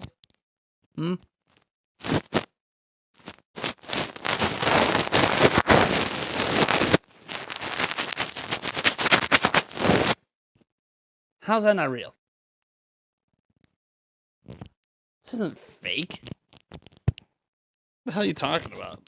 Now, I did dye it a color, yes. But it's not fake. This is real hair. The shade's off. It's not fake. Someone mentioned the other day, oh, he Sharpied his face. No, I didn't Sharpie my face. This isn't Sharpie. It's a little bit... So this isn't black. I know it looks black to you guys. This is actually a dark brown. My real color is light brown. So it's a little bit darker than my natural color. We just dye it every once in a while. Maybe like once every other week or so. I don't mind the normal look. Like there's some gray hairs that I have like down here. Like, it doesn't bother me. It looks fine. But I didn't get to enjoy facial hair when I was younger before there was gray. So that's really the reason why I dye it every now and then, is because I like to enjoy the way my hair would have looked in my 20s if I had grown it. But I didn't because of various jobs and other things I had that required me to shave. But now I'm not required to shave, so now I like this look, and I just kind of want to have it looking like it would have when I was a little bit younger. So, yeah, I do a little beard dye. It takes like 7 minutes of my, out of like once a week or whatever, right? Literally, you put a little Vaseline on your skin, and I even put it in my hair. My hair, by the way, doesn't have any gray hairs, but I want it all to kind of match. So you put a little Vaseline all around here. Takes like, 20 seconds to apply, and then you get this little tube stuff. You mix it up. There's a brush, and you go bloop, bloop, bloop, bloop, bloop, bloop, bloop. Wait 5 minutes, hop in the shower, wash everything. Good to go. It's literally one of the easiest things to do. And it lasts basically through. It takes about 3 full trims, because I trim this. This grows out into a full beard. It's not like my hair is super slow growing. It grows out into like a full ass freaking beard. I don't really like that look, but I do like this look. So I trim it. I use a pair of hair clippers, and I use like a 1/8 inch blade on it or whatever. And I keep it like this. And I have to trim it about once every 2 to 3 days. It starts to get a little scraggly. And on the 3rd trim is basically when all of it's gone, and I'm just back to full natural. Now my hair up here, pretty much lasts like a haircut, but yeah. And my natural hair up here is a little bit darker anyways. So like even as this grows out, it still looks normal because even though this is dark brown, I have blonde hair, but the blonde hair only comes out if I'm outside in the sun. Like a lot, and that's so like in the middle of summer, if I'm outside for like 12 hours a day, yeah, my hair will turn really, really light. Otherwise, this is like pretty close to what it normally is colored. Like if you go down to my roots, it's like. So if you wonder why I dye it, then it's because this shade on here is just a tinge. It's like a slight tinge darker than my actual hair color. So I kind of bring it up in here and kind of fade it in, and it just kind of all fits. But yeah, that's just whatever. That's my personal style. I'm just enjoying what it would have looked like in my 20s because my job's prevented me from having this. Because I couldn't have facial hair. You should let it grow, man. No thanks. My fiance is not into full beards. I'm not into full beards. I've had it grown out one time ever when I was younger. I did a no shave November or whatever right out of high school because I went to private schools and you couldn't have facial hair in private school. So my first year in college, when I was like 19, I let it grow out to like right here. It was like this big. I just didn't like it. I didn't like it. Like I had it for a whole month. It got really itchy, and I know the itchiness kind of sort of goes away as you get used to it. Even this, like when I started growing this, there was a little itch to it. Now it's mostly, I don't even feel it. So I know that kind of slowly goes away. There's always a slight itch, but I just didn't like the way I looked. And back then I was skinny and everything, and I still didn't like the way it looked. And I admit, full beards look good on some people. They legitimately do. I didn't think it looked good on me. I even tried shaping it and different things, and I had beard oil and everything. I didn't like it. And then literally like 2 months after No Shave November, when I was 19, I got a new job, and that job said I couldn't have facial hair, and they asked me if that was going to be a problem when I had my interview, and I said no, I've been clean shaved like literally the majority of my life, not a big deal. It is weird trying to like cut off a full beard, because really what you do is when you're cutting off a full beard to go clean shave, you can't just take like a razor and just start shaving down your face. The hair's too long. You have to take like hair clippers, and put it on like the lowest setting, and then go like this, and then come back with a razor. So it's kind of the same thing like when you shave your hair bald. Like you go with the raw razor, and then you come back, or you go with like the normal hair clippers as low as it can go, and then you come back with a razor to smooth it out. But no, I like this look. No, look, this look isn't for everyone. So this look isn't for everyone. Not everyone likes it. Some people prefer me to be clean shaved. Some people prefer the beard. This is what I like. And that's what really matters. I like it, and my fiance likes it. I don't really care what anybody else thinks. My mom doesn't like this. She thinks this look is like a douchebag look or some shit. I don't give a fuck. Call me a douchebag then, Mom. I'm cool. Do I like ROM hacks? I think they're really cool, but I don't play ROMs anymore. I haven't played ROMs since I was like 23. You should shave it into a goatee and become evil. I know, right? It's kind of cool that like people see this and they assume that like this is painted on or like fake. It isn't. This is my stuff grows in this thick. Even because what happens is like, you know, when I get to that third trim and then you guys see the full natural look with a little gray, it's not as dark. It's just as full, by the way. This is natural. This is how full it actually is. I don't have patchy growth or anything like that. This is it. This is how full it is. It's just because there's some gray and some of that here and there, it sometimes on the camera especially, it looks a lot thinner than it really is. Like it looks like it's kind of not necessarily patchy, but it looks thin. Because some people have it coming really thin. I don't. Mine comes in really thick. It's just because I'm getting older now and it's starting to get that distinguished look, that it looks a little thinner. But when I dye it, you can see this is literally all of this is natural. This isn't my skin being dyed, because there's a special thing you use to wash to get your skin clean underneath. This is, I mean, you can see my skin here. You know, you can see it between when I angle the hair certain ways. You can see the skin. It's there. No, this is just, it comes in nice and thick. It's nice. So I have the ability to do it. So I do. Now some people get mad that I don't grow out the full beard, but it's just not my cup of tea. Gandalf style.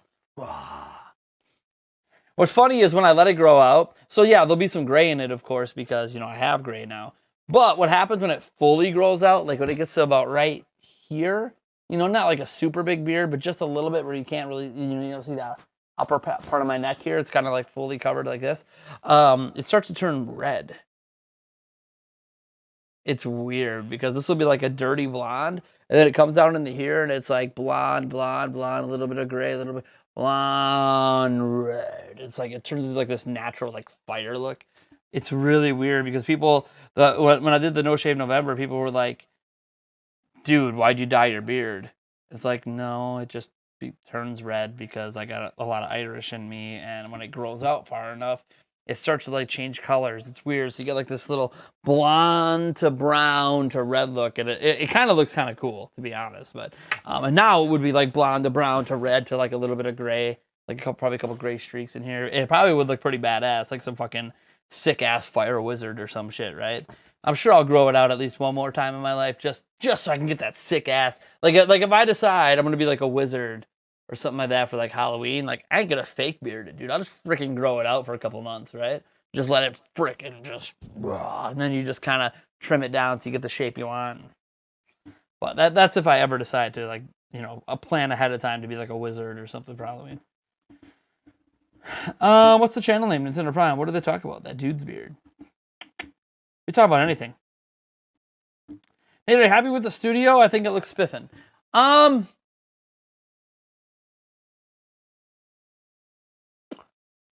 Yeah. I mean, it's come a long way from what it used to be. That's for sure. I'm satisfied with it. There's things I want to change. Like, I don't like this back here being like the same background all the time. So I want to get some more tapestries. I have other ones, but they're E3 related. So, I mean, they don't really fit. So I need to get some more tapestries. Ideally, I'd like this to be a video wall. And technically you could argue, well, just throw a green screen up there and then it could be a fake video wall, right? Like, we wouldn't know. It would look like a real video wall. Yeah, but then it's also not a practical set, and I prefer a practical set, because then what happens is, like, if I wear a shirt like this, it's got blue and green in it, and even the blue on this, when you go to key out the green screen, sometimes it keys out part of the blue, and it just, then you have to watch what you're wearing, and I like practical sets. That's a nice thing about practical sets. You ain't got to worry about what you're wearing. You can just wear what you want.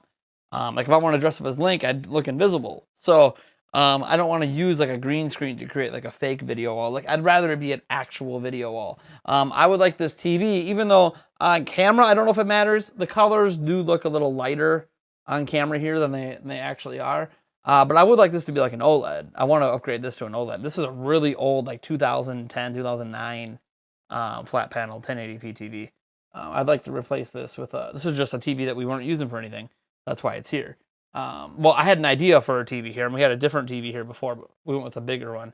But I would like to replace that with an OLED, but that's that's like a wish list item, right? I'd like to replace all the TVs in my house with OLEDs. But yeah, I'm okay with it. Like, I'm really glad we got these chairs. Shout out to Ewin Racing. They sponsored us during E3, and we got a couple chairs. I have mics on order because we broke one of our lav mics, and now we don't have any extras, so I've got some of that on order, and we'll have 2 extra lav mics. I'd say I'm satisfied. The new PC has made a bigger difference than I expected. You notice we haven't had any of the mic cutting out, any audio issues. We haven't had any major issues besides the camera. I do need to eventually upgrade the camera to one that doesn't overheat. Even though this camera's not even that old, I didn't realize when I bought this camera it was going to overheat during live streams, which is weird. I'm in Wisconsin. Heat's not a problem usually, especially this time of the year. It's starting to cool down, and it still overheats. But for the most part, I'm pretty satisfied with the studio. I mean, I'm a small-time YouTuber. I don't even have 100,000 subscribers, and I got like this, what I feel like is a pretty unique set. At least I've seen other YouTubers that have like the foam in the background, but like the exact way I do the set with the TV screen, you got the PlayStation, Xbox, and then like the little Switch thing. I'd like it to replace that with a light up Nintendo logo is really what I want to put there, and maybe replace this with a light up PlayStation logo. That's what I would like to do that. So there's some things I want to change and improve, but I'm satisfied with it. I mean, this desk, I would like this to be one long desk. Right now, this is 2 desks. I would literally like this to be one long desk, but put a couple desk mats down. But, I mean, for what I got, for how much money I invested in this, I mean, there's thousands of dollars invested in this set. It's crazy. Like, to make this all work, it's insane. I'm an idiot. I have way more crap than I need to have a successful YouTube channel. But I believe in trying to provide a quality-looking product, especially if I'm creating a product where I'm going to have minimal editing. You guys see my videos. I don't have a ton of editing in most of my videos. Some have some fancier editing, but that's a time thing because I have a job, I have kids, and I had school, college. So because I'm so busy, I still want to be able to produce that video a day. And so what I needed to do was create a set that looks really good on camera, so people don't feel like clicking off my video just because there's not a bunch of fancy editing, right? And I can't afford to pay an editor. So, yeah. So I created this set to kind of be a way for me not to have crazy editing so I can get videos out quicker to you guys. And I think it works. Obviously, my videos have been performing pretty well. So I think people are enjoying it. Subscribers keep going up. Maybe it's because of the giveaway. But, I feel like things are going well. Maybe I am mischaracterizing. Maybe my channel sucks. But I try. I'm not too far from Wisconsin, man. We should hang out, eat some wings, drink some beer, play some more. So I don't eat wings right now. I'm on a strict diet, and I broke the diet today, and my body killed me for it, and I threw it all up. So I don't really eat wings right now. Not that I won't ever eat them again. I do still have drinks and stuff like that, but I'm on a pretty extreme diet at the moment. I do have alcohol, of course, but things are fine.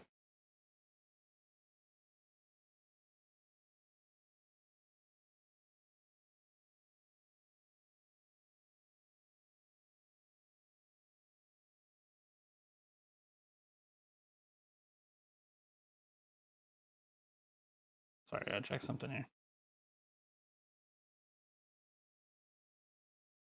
Okay. Your channel doesn't suck. You probably put away the super white. That's because of the studio light on it. So you can kind of see it in the shade a little bit here. But yeah, this is some of that Viva, really super soft. I like having this because it works really well on screens and electronics, and it's super absorbent. Dude, that Viva, you guys know that it's kind of like using Shop. Like if you ever have like Shop paper towel that's like really soft and absorbent, you know, for like oil spills and stuff. It's kind of like that. It's really nice. We get a lot of this stuff, even though it's more expensive. It's just we've used normal paper towel, but I don't like how it rips and whatever. Everyone has a personal preference. Am I doing keto? No, I am not doing keto. My diet isn't necessarily I would not say my current diet at the moment is one that I would tell anybody else to do.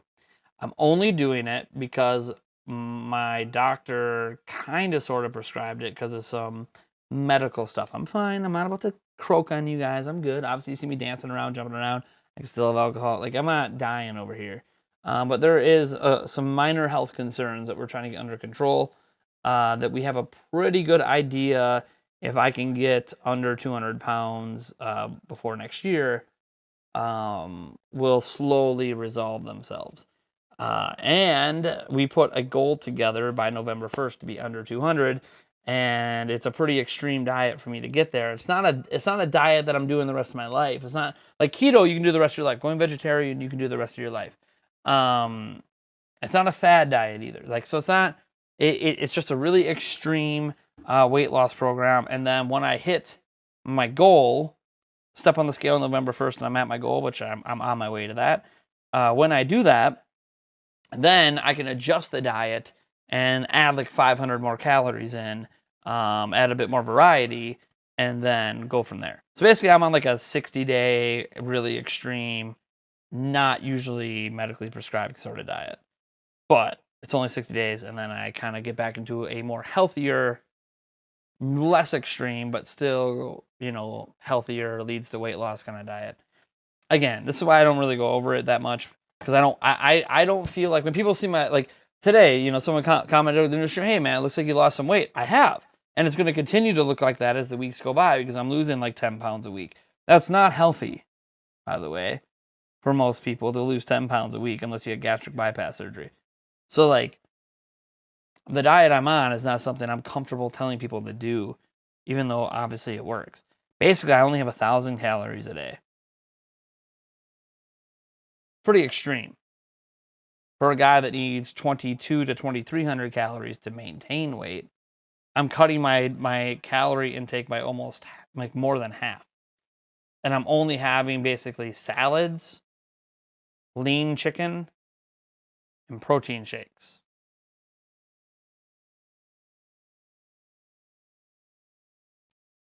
I have 1 chicken salad per day, 2 protein shakes, and then I still get, there's still like 300 calories to mess around with snacks after. So like I'll have like some fruit and stuff like that. But it's not a diet that I suggest people do because it's very restrictive, and it's not, a nutritionist wouldn't tell you to do this. This is more of my doctor and me having to sit down to figure out what I am willing to do and capable of doing in the short term to hit my short-term medical goals.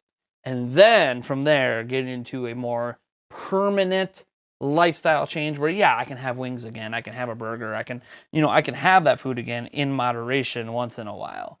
But my general daily intake will then be more balanced.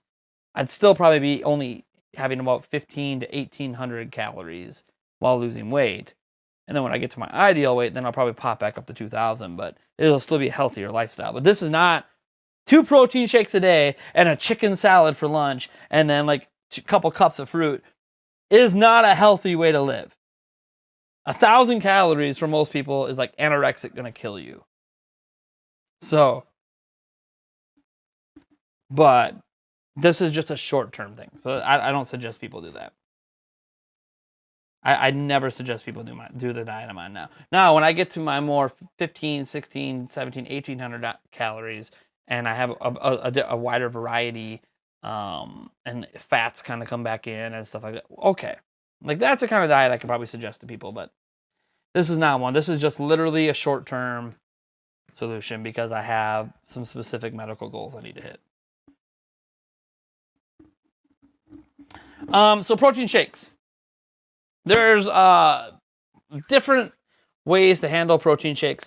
So I have a mix of like ones that I make myself, and then versus like pre-mix, like say a Slim Fast or something. Like a Slim Fast has like 180 calories. When I'm on the go, like if I'm out at a kid event or a work event or something, I'll just grab one of my pre-made Slim Fast. I've got like I don't know 60 of them in the fridge or whatever upstairs. So when I'm on the go and not at home, I will grab one of those just for convenience. 180 calories. I roughly keep my protein shakes anywhere from 100 to 200 calories per one, sometimes more. It depends. If I get to my final meal of the day for dinner and I am a little short and I don't plan to snack and say I need 250 calories, what I'll do then is I'll take my protein shake mix, which I have different kinds, different flavors, so it doesn't always have to be chocolate. I got vanilla, I got strawberry, I got different brands. I got a Slim Fast brand. I got some Muscle Builder brand. I got a few different brands, just to kind of mix up the flavor and the taste. And then it's usually a couple scoops, and then I usually just mix it with water. And when you mix it with water, you only end up at like 150 calories. But if I can have a little more calories to hit my goal for the day, I will mix it with milk, usually skim or 1%. I'll mix it with that, and that gets me the rest of the calories that I'm looking for that day. So it kind of depends on what I'm doing. There are days when I just have a couple Slim Fasts at 360 calories. If that's the case, and I know that's a day that I'm going to be gone for like huge chunks of the day, so I'm going to be having a couple Slim Fasts instead, then I will just increase the total calories at my one meal I eat. Like I'll throw, not croutons. I kind of stay away from carbs for right now. Not that you should never, usually it's not suggested you cut out carbs entirely, but so like on my salad, let's say I need it to be a bit more calorie filling. Maybe that day I throw cheese on it, right? Sprinkle some cheese on my salad along with which by the way, I don't use like some like light dressing. My salads contain 2 tablespoons of Olive Garden dressing. If anyone's ever had that delicious, creamy Olive Garden dressing, you would know how delicious that is. 80 calories for 2 tablespoons. But I love it so much, I will drizzle 2 tablespoons. I literally measured it out. 2 tablespoons worth of, after, you got to mix it. But put 2 tablespoons worth of that on my salad. Usually it's like a giant bowl, because I can have a ton of leaves, a ton of greens. Like that stuff's very low calorie. So I just pile that in there, and then you kind of measure out your chicken. I'll pre-make up some chicken. Sometimes I'll season it, sometimes I won't, kind of depends. And then kind of mix it all up and eat it. And it's just literally usually just dressing, salad, and chicken. But if I need a bit more calories, because I'm rocking 2 Slim Fast that day, and I'm not going to have a lot of snacks, so then, I'll toss on some cheese because I like cheese.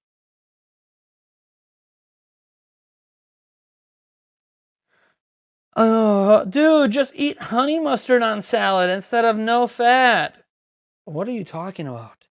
Like, comparing honey mustard to Italian dressing is like comparing marinara sauce to Alfredo sauce. They're completely different flavor palettes. What are you doing? I don't care if you want to put honey mustard on your damn salads. Put what you want on it. Am I really getting criticized for putting 2 tablespoons of Olive Garden dressing on my one meal a day while I'm only having 1,000 calories because it's what I enjoy? I make my salads actually something I enjoy the flavor of. Am I really getting criticized for that right now? I'm literally losing anywhere from 8 to 12 pounds a week on this diet because it's really extreme for 60 days. I like honey mustard. Nothing wrong with it. I just don't like it on my salad, man. I'm good. Where you get in trouble with the Olive Garden dressing is if you don't measure it, right? Because some people are like, oh yeah, just douse it. Well, dude, you might be dousing like 200 calories worth of fucking dressing on. So we gotta pay attention to how much you're putting on. But yeah, I don't go with light dressings. There are light Italian dressings I think are fine that you can buy at the store. They're just not as good. Like if the only meal I'm going to get per day is going to like actual real food besides like cups of fruit, I'll pre-measure out my fruit so I count my calories. But let's say I'm only going to have one real meal and it's going to be a chicken salad. I got to make it delicious.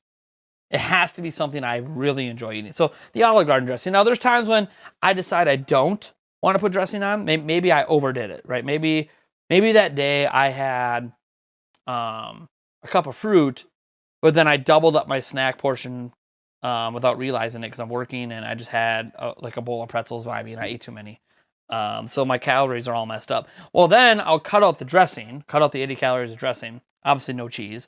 And then I don't just eat raw lettuce and chicken. It's kind of, that's when you start taking some of your throw a little cayenne on or something that's like almost no calories. Just throw a little seasoning on there. And then, throw like just a light drizzle of olive oil, which is only like 15 to 20 calories, if you got to measure it just right. So you throw a little drizzle of olive oil and then you throw on, whatever spice you want, whether it's cayenne. Cayenne pepper is one that I go to sometimes. Cause I just like cayenne. But like, you can throw like anything on there just to kind of create your own little dressing that's super light. Cause I got to have some flavor there or I'm just not going to eat it. Sometimes, if I have enough calories, sometimes I'll just throw a little BBQ sauce in there, right? BBQ sauce, by the way, like I don't use the fat-free shit, so like it's a lot of calories, so you really got to count it, but doctor's happy with my progress. I just got to keep it up. Today, I broke my diet. It's been a week and a half that I've been on that diet, and I broke it today and ate something I wasn't supposed to eat.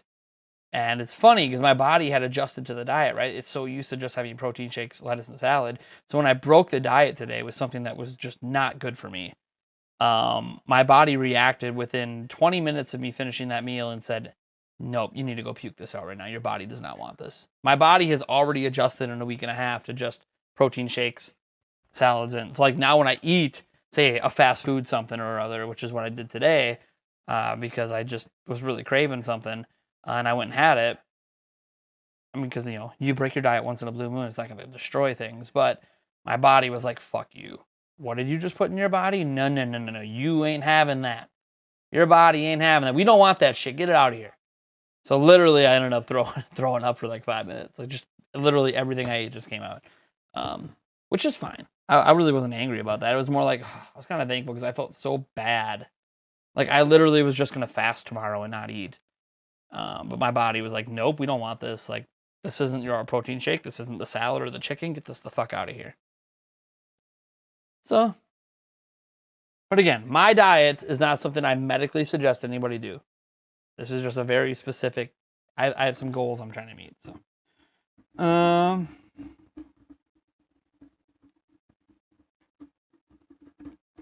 Wendy's grilled chicken. So, any fast food grilled chicken, it's not terrible, but there's some hidden calories in the chicken, and then the buns. God, buns in general, especially at fast food, are just so packed with calories. Like one of my favorite sandwiches, period, is the Wendy's spicy chicken sandwich. I freaking love it, and I know it's not grilled, but eating one of those is like 400, 500 calories. I can't remember. Unless you cut the mayo. If you cut the mayo, then you save a lot of calories. Or if you just put some light mayo on. But, like, it's so good. But it's so bad for you. It's like, I don't know. As again, I'm not cutting out all these foods the rest of my life. I'm in an extreme weight loss. And then once I hit the goal, I'm still losing weight after that. But then that's when I start to change the diet into something that's more of a long-term, normal, healthy eating that also loses weight. And then once I get used to that, that's when you could start to like have your cheat days, have your pizza days, have your, you want a burger from McDonald's, get your quarter pounder that day, have some fries, have your cheat days, go for, the one guy said, I'd love to meet up with you and go for wings and a beer. Sure. Like, it's not like I'm never going to do that again. It's just that's down the line when my everyday diet isn't having some wings, some pizza, some burgers, you know, like that. For a while there, that was like an everyday thing for me. Like, oh, I'm having wings, I'm having pizza, I'm having burgers, I'm having fucking 18 tacos. I'm just going to town on fucking anything I want. Arby's, throw some fucking Arby's at me, you know, get that roast beef. Like, it literally, it was just a shit whole diet. It wasn't a diet at all. It was just shithole eating for a long time in my life. So, it's not that I can never have that stuff again. It's just, it becomes more of a treat for a cheat day rather than a everyday thing. And yeah, there's healthy ways to make all that shit, of course. There's lots of really tasty, healthy food, but this is a diet I can stick to. It's simple, it's easy, it doesn't take up a lot of my time. And surprisingly, I haven't had, until today when I had the one craving for fast food, I haven't had a lot of cravings, and I haven't really felt the need to eat. That makes sense? Like, it's weird. I haven't felt the urge to eat a lot of food. The first few days, I was like starving. And now it's been a week and a half, and now it's like, eh. And I bet you that's probably what happened when I ate that fast food. It was so calorie packed and so much food at one time that my body, you know, wasn't used to over the last week, that my body's like, no, this is too much shit. Get the fuck out of here. So I'm kind of thankful my body did that. It makes me feel less guilty that I caved today. I still feel bad that I caved, but I feel better because my body rejected it.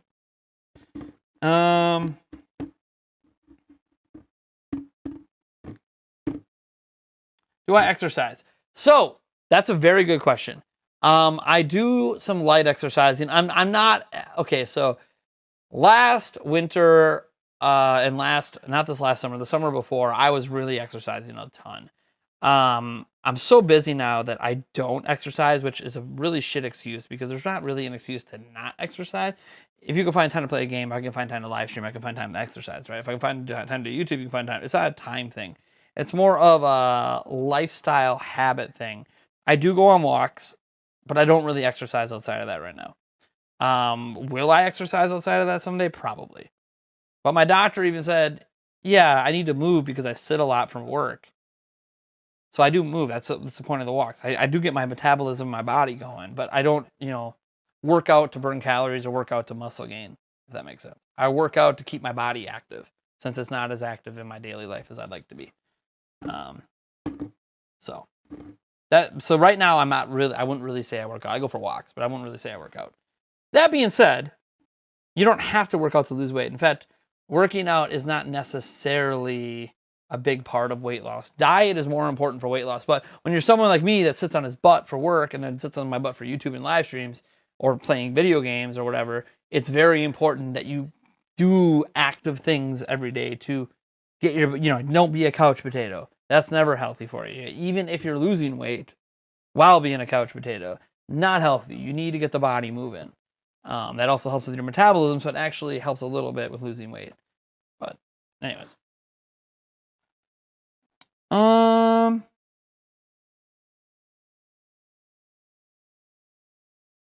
Let's see here.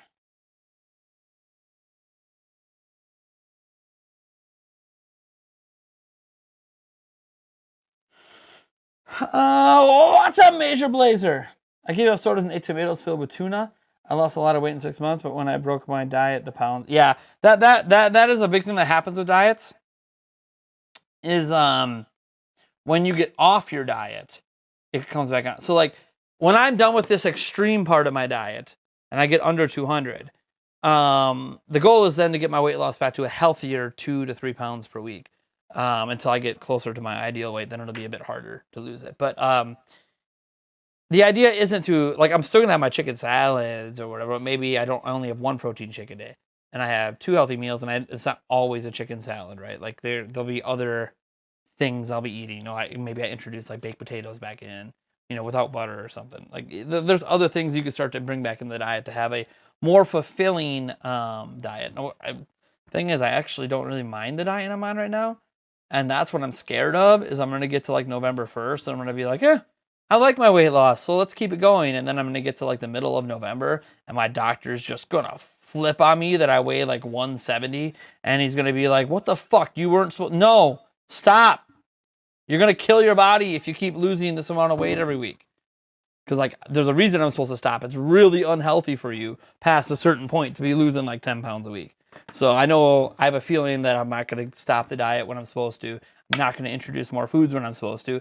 And I'm going to keep the extreme weight loss going. And my doctor is just going to flip his shit. But we'll cross that road when we get there. I'd rather be told I could eat more food than be yelled at for eating too much, right? I'd rather like walk into the doctor's office and have him be like, "Oh shit, you should like go have a fucking McDouble right now or something, man. You need to slow your roll." Than be told, "Yeah, you need to basically just go on a fast for 2 months." So I'd rather be told I could eat more, but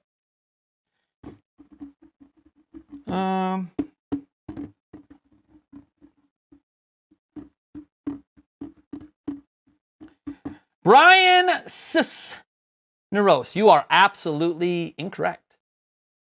So fun fact about working out. So protein shakes, as an example. You mentioned protein shakes are for building muscle. Sort of. So people who work out to build muscle, the protein shakes aren't meal replacements for them. The protein shakes are literally additive to the food they're eating because they need more protein intake to help with muscle gain. Right? Like that's I literally used to be an athlete. I know all about the freaking protein shakes and why people who are working out extreme and doing lots of heavy weightlifting take them. They do not take them to replace meals. They are not meal replacements. They are supplements. Basically, it's like taking pills. They're supplements to get more protein in your body to build more muscle. However, protein shakes in that of themselves can be meal replacements. They don't actually just have protein in them. There's actually a whole bunch of other shit.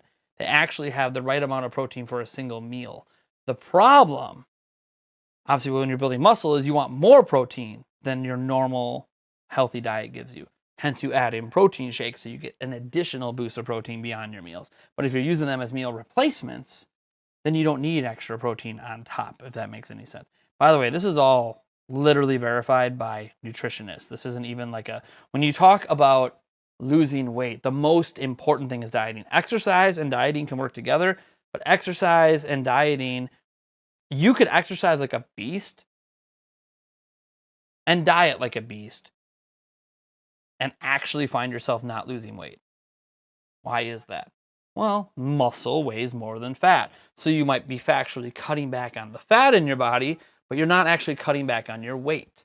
You are replacing that fat with muscle. Now, if you're a bodybuilder, that's exactly what you want, right? If you want to get built, you want the broad shoulders, you want the bulging muscles and the giant pecs and the massive legs, like absolutely, that's what you're trying to do, right? You're trying to build muscle. You want to be built like a brick shithouse. But at that point, you're not worrying about your weight. You're worried about your body fat, right? That's lowering your body fat percentage. That's not worrying about losing weight. You're not trying to lose weight. You're trying to lower your body fat. Now, as any nutritionist will tell you, my grandmother is actually a nutritionist, exercise is important for your metabolism.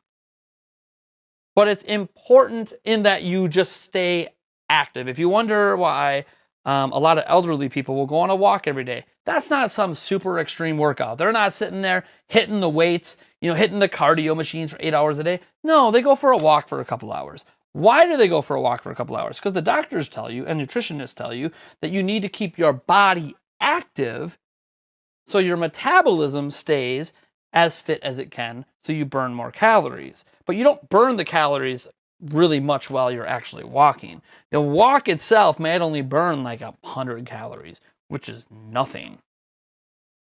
But it helps keep your metabolism healthy, which then helps you process food better, which then helps you, your body burn off calories when you're sleeping and all that other stuff. In fact, actually, you burn more calories while you sleep than while you work out. Now then you're like, well, just sleep all the time. Well, yeah, if you don't eat. But yeah, there's a whole lot of math and science behind it, but technically, the only thing that makes you lose weight is calories in, calories out. That's it. If you have less calories coming in than your body needs to maintain weight, you lose weight. Now, you could do a shitload of cardio, burn 900 calories, jogging every day, and yeah, you'll have calories in and calories out. But you know what happens when you burn those 900 calories? You need to basically eat a lot of those calories back into your body to maintain your energy levels. This is why working out is not actually a fundamental of losing weight. Working out is a fundamental of healthy living.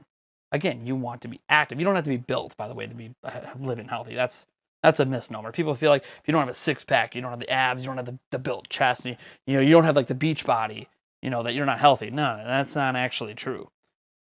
But it is important to be active because that is part of maintaining a healthy body.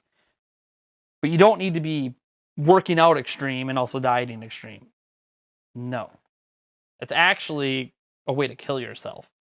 If you're on my extreme 1,000-calorie diet, but then I'm also on this extreme workout, so say I'm pumping iron like crazy, I'm doing 2, 3, 4 hours of cardio a day, and I'm burning freaking 900 calories, and I'm only taking in 1,000 calories, I'm gonna kill myself. That's what factually happens. You kill yourself. You're not supposed to do both. You're supposed to eat healthy and have a healthy level of working out. If you want to build muscle, you're eating like crazy. Like you look at The Rock. The Rock is built like a freaking freight train. He basically isn't on a diet. He's on a eat as much fucking food as you can in a day diet. He eats fucking pancake stacks like this for breakfast. It's insane. But why? Because he burns so many fucking calories working out. If he doesn't eat that much, he loses muscle mass. So, exercise is not actually as important as dieting when you just want to lose weight. Exercising is important for healthy living, but weightlifting, all that stuff doesn't have to happen to be living healthy. So, anyways. And I guarantee you The Rock, he'll probably die when he's like 60, but that might not be because of his workouts. That could have been because of the steroids he did earlier in his life. Maybe he's still doing, I have no idea. So something like that might be why he dies before he probably should.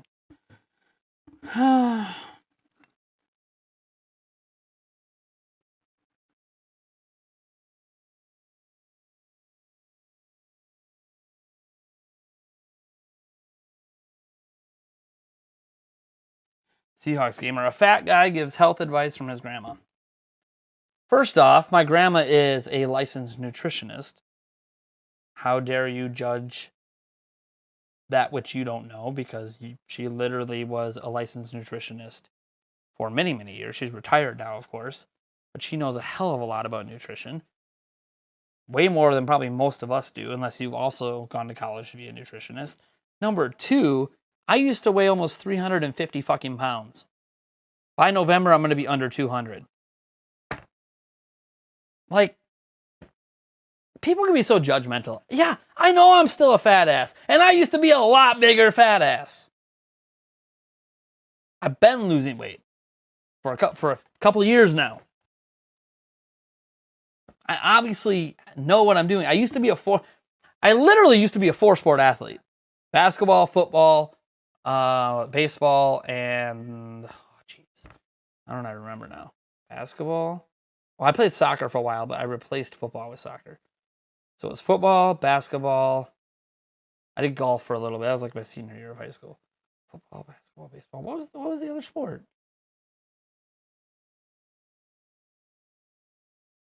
Maybe it was just 3-sport athlete, but I did baseball twice a year because I did baseball in the summer too.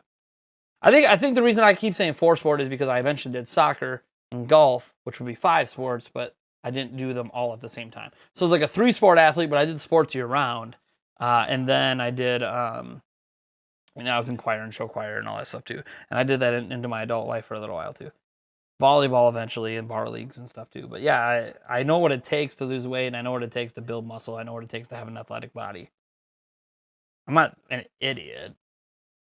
I just didn't care for a long time. A good combination of cardiovascular exercise and calisthenics such weightlifting. Here's Paul Gale Network. By the way, Paul Gale Network, shout out to that guy. He is a, what is it? You teach, was it karate? God, I can't remember. We've gone over this before. I think we went over this on the podcast I had you on. Paul Gale Network knows what's up. He's got healthy living.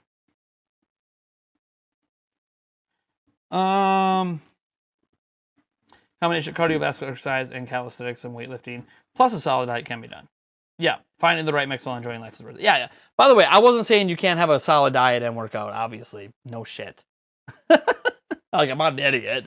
Of course, you can eat healthy and have a nice diet. It's you don't do the extreme that I am on my diet, and then also hit the weights and hit the massive cardio really hard. Like, you don't go to burn 500 plus calories a day when you're only taking in 1,000. Now you can argue, well, then you increase your calorie intake. Abso-fucking-lutely. But do I wear any cologne? Oh yeah. Do you know which cologne I wear? Probably not, because you can't smell me. I use 2 different types of colognes. You feel like it's a declining? Is it really in decline? Do people not wear cologne? Do people just like smelling like shit? I don't know, man. I've always been.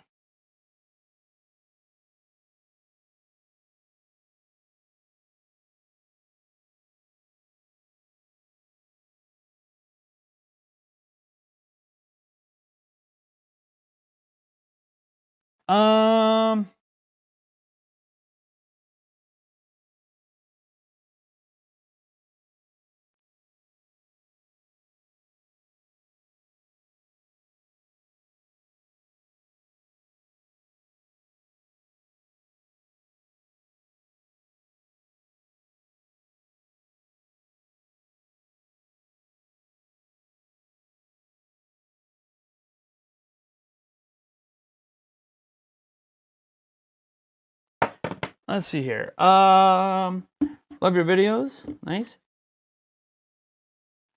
Brian Cisnero says, you're right about all that, and I know it. Sorry, I just assumed that you were talking about reducing fat when you said losing weight. I don't know what your health issues are. Yeah, I don't go over my personal health stuff because it's obviously personal. Check out Action Bronson's weight loss journey on YouTube for inspiration. Search for That's Delicious season 5. I've actually seen that show. It's pretty good. It's just that I'm in a couple of nutrition groups, and you're an athlete yourself, competitive kickboxer, and I'm used to speak with people that talk that they know everything and usually know. Yeah, that happens a lot. And I find that when I do go to the gym, because I'm not allergic to going to the freaking gym. I've been to the gym multiple times this year. But when I do go, and we go to the local YMCA, it's weird. Like, the number of people working out that try to give me advice. I'll take advice on some exercises, sure. Because I'm not going to say, like, I have perfect form at everything. Like, I'm not perfect at squatting and stuff. My form isn't as good as it used to be. So there's some things that I could be improving at. And there's some things, like when I do push-ups, my form isn't perfect on purpose because of this extra thing that I got from my hernia that I'm not supposed to put a lot of pressure on. So, like, you're supposed to touch your chest to the ground. You're supposed to have your elbows in like this, and you're supposed to touch your chest to the ground and go back up. The problem for me is I can't touch my chest without this thing here getting extra pressure on it. When I get extra pressure on it, it actually harms something from my surgery. So I'm not supposed to go all the way down. And because I'm not supposed to go all the way down, I don't bring my elbows in like you're supposed to when you're doing push-ups like this. I end up flaring them out, so I stop myself like right about here, like, where there's like 3 inches between my chest and the ground, and go back up. And I'll get people at the gym just bitching at me for it. And I'm like, dude, you don't know what the fuck's going on with me. I know how to do a real fucking push-up. I'm not dumb. I can do diamond push-ups. You want me to go into the one-arm push-up? I know how to fucking do that too. I'll go all the way the fuck down and back up. But I'm not supposed to be doing that. So, like, you get all these people that think they're freaking experts when you're at the gym, and then they'll start telling you how you're supposed to eat and this and that, and like, no. Oh, why don't you take this supplement? No. Like, people are just, it's frustrating because, like, they don't know that everybody's body's different, and one way of nutrition isn't necessarily the best way of nutrition for everybody. And it's just, oh my God. And then they have it in like last time I went to the gym last week, and This guy's like, oh, you're doing 1,000 calories. No, you're doing it wrong, man. You should actually be increasing your calories, and then you should be, hitting, 10 reps at the bench, and then you're doing, 15 reps, 15 sets. I'm sorry, 10 sets at the bench, 15 sets of squats, and then you should go over to the leg machine, and you should be doing 10 sets there, and doing that every single day, and then following that up with a 5-mile jog, and doing that shit 7 days a week. And I'm like, what the fuck? One, I used to be an athlete. You literally don't do all that shit in one fucking day. You don't do lower body, core, and upper body all at the same fucking time on the same goddamn day. That's just not what you do. You don't do that. Like, anybody who has ever been an actual athlete knows you don't fucking do that. That's how you wear your body out. You don't. No. Now, you can talk about the cardio, like doing that every day for 4 or 5. Fine, whatever. You have time to do 4 or 5 hours of cardio every day. Kudos. There's nothing really wrong with cardio. You can do cardio every day. You can do HIIT cardio, whatever kind of cardio you want to do. HIIT cardio obviously takes less time, but it's also harder to do. I don't know. It's just dumb. When you go to the gym, it's so dumb how many people think they know everything and they really fucking don't. It's so frustrating because they just, oh yeah, let me give you all this advice. I'm like, dude, I'm down like 150 pounds. Shut the fuck up and stop talking to me. I know what the fuck I'm doing. Peace out. And I still have muscle. It's not like I lost all my muscle definition. There's even times like when I'm making my videos, some people will look at me and they'll be like, dude, you look jacked a little bit. And that's because I did some upper bbody that day. So like I'll have, the muscles way bulging a bit here, and it'll make the t-shirt really tight around the muscle, and it looks like I'm jacked. Like, what? No shit. I'm not stupid. I'm not losing all my muscle. Just because I'm in extreme weight loss mode doesn't mean I want to like have no muscle at all. I still work out. I just don't hit it extreme like I would if I was trying to build muscle. It's more so maintaining the muscle I do have while letting the fat come off. So I don't really want to gain any muscle. I want to keep what I got now.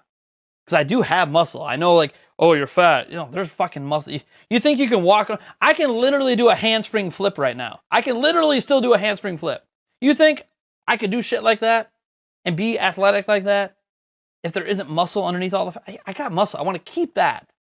So I maintain that. I just don't want to gain muscle. I want to maintain what I got and lose the fat. So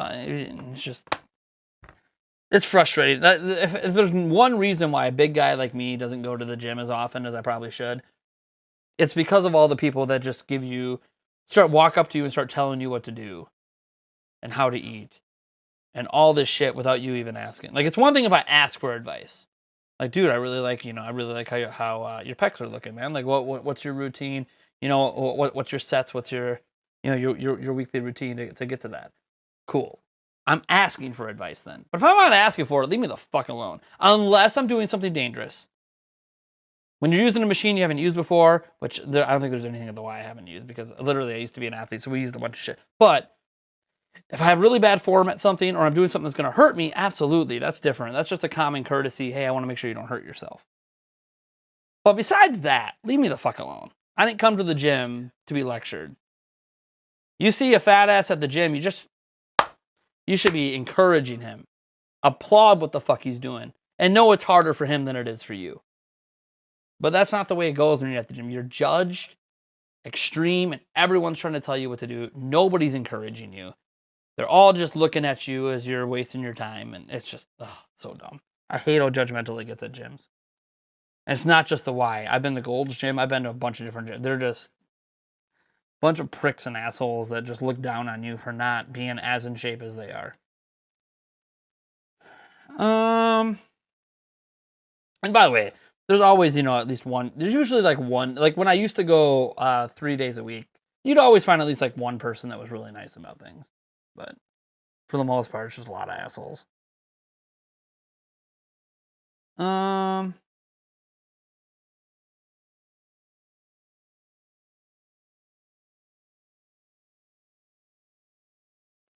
Paul Gale, I see your suggestion about doing like a Nintendo fan workout thing, and you just lead people on a 30-minute session.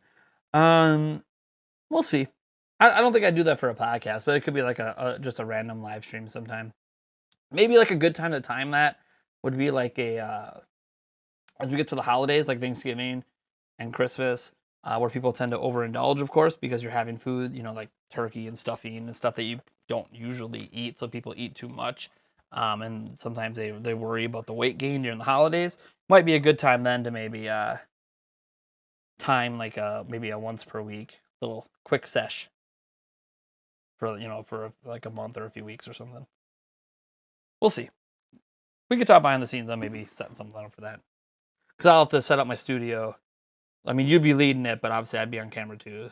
It'd be on my channel, so I'd have to move some things around to make that setup work, but it shouldn't be a problem. I pretty much would just turn the camera probably that way, and then like have that side of the room set up to give me the proper space and all that. Plus, I have to make sure I'm running a fan at the other side to get some airflow in this bitch. This freaking office gets so hot.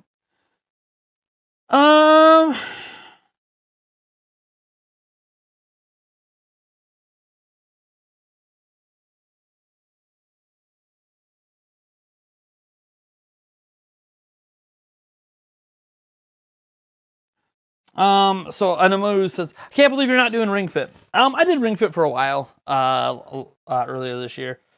I don't mind Ring Fit. It's just, I prefer doing Ring Fit when we get to winter.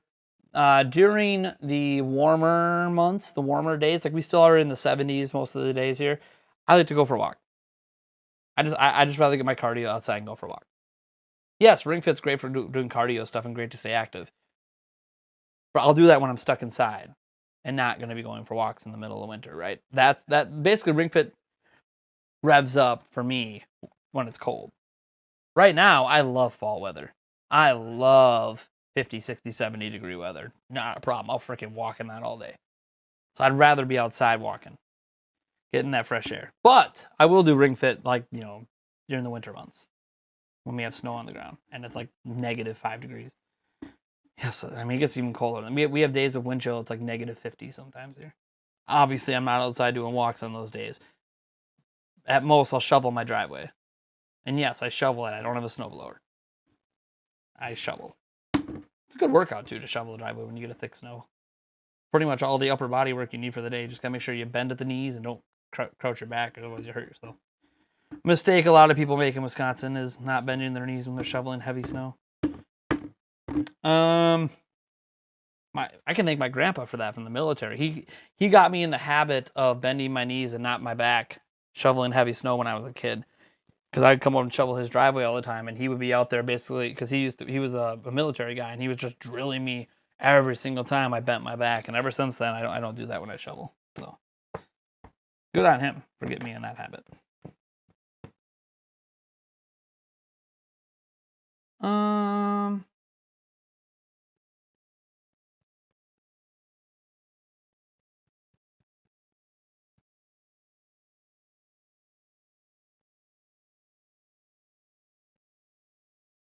Walks are nice. 50, yeah.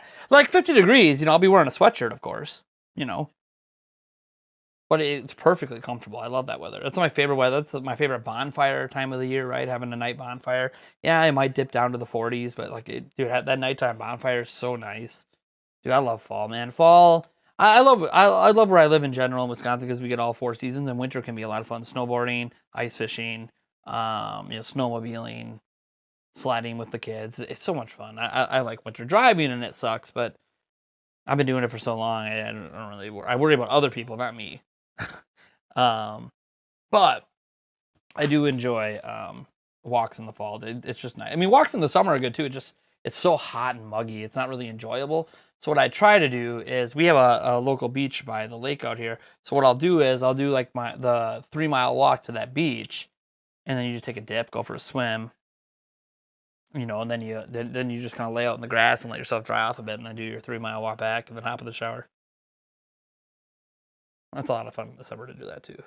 Even though the walk itself is kind of miserable, but that's why you midway through the walk you're swimming, and then at the end of your walk you're in the shower, so that kind of takes care of it.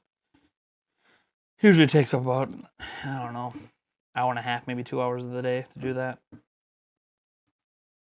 Depends on if I do it in the morning or not. If I do it in the morning, then I usually won't do the dip at the anyways. It's getting too cold now to do that.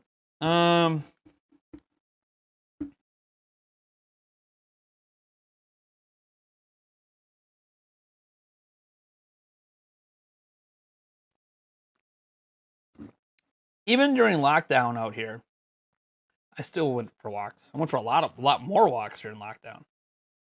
But the lockdown, like, I live in a rural area. I don't live like in a city or a really high pop area. So like, I'll go for a walk and I'll see maybe one other person and they're on the other side of the road. So like, you know, it really wasn't dangerous during the pandemic and lockdown to go for walks in this area. But I know that's not going to be true for probably a majority of people, because most people don't live in low pop areas like me. Hence why they're low population. You love all the smells and the colors and flavors, yeah. Dude, pumpkin. Dude, I love pumpkin. Like pumpkin spice and like pumpkin pie, and that shit's delicious. Do you think Nintendo is doing anything else for Zelda's anniversary? No. No. They told us they're not. Why would we think otherwise?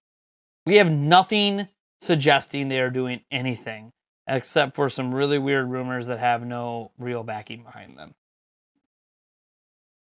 AJ Anomu spoke directly to us and said, Zelda Game & Watch, that's it.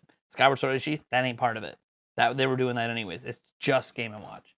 There is nothing else coming. Now, if they add in 64 eventually, like before the end of the year, and that happens to have Zelda games on it, again, that's not for the anniversary. That's just really popular games on the N64. They should be there. Go Packers. Dude, fall's great because they got the Packers and the Bucks at the same time. And the Brewers are really fucking good this year. So they're going to be playing some October baseball. So we're going to be having potentially Brewers, Bucks, and Packers all at the same time in Wisconsin. It's going to be awesome. Oh, I'm excited.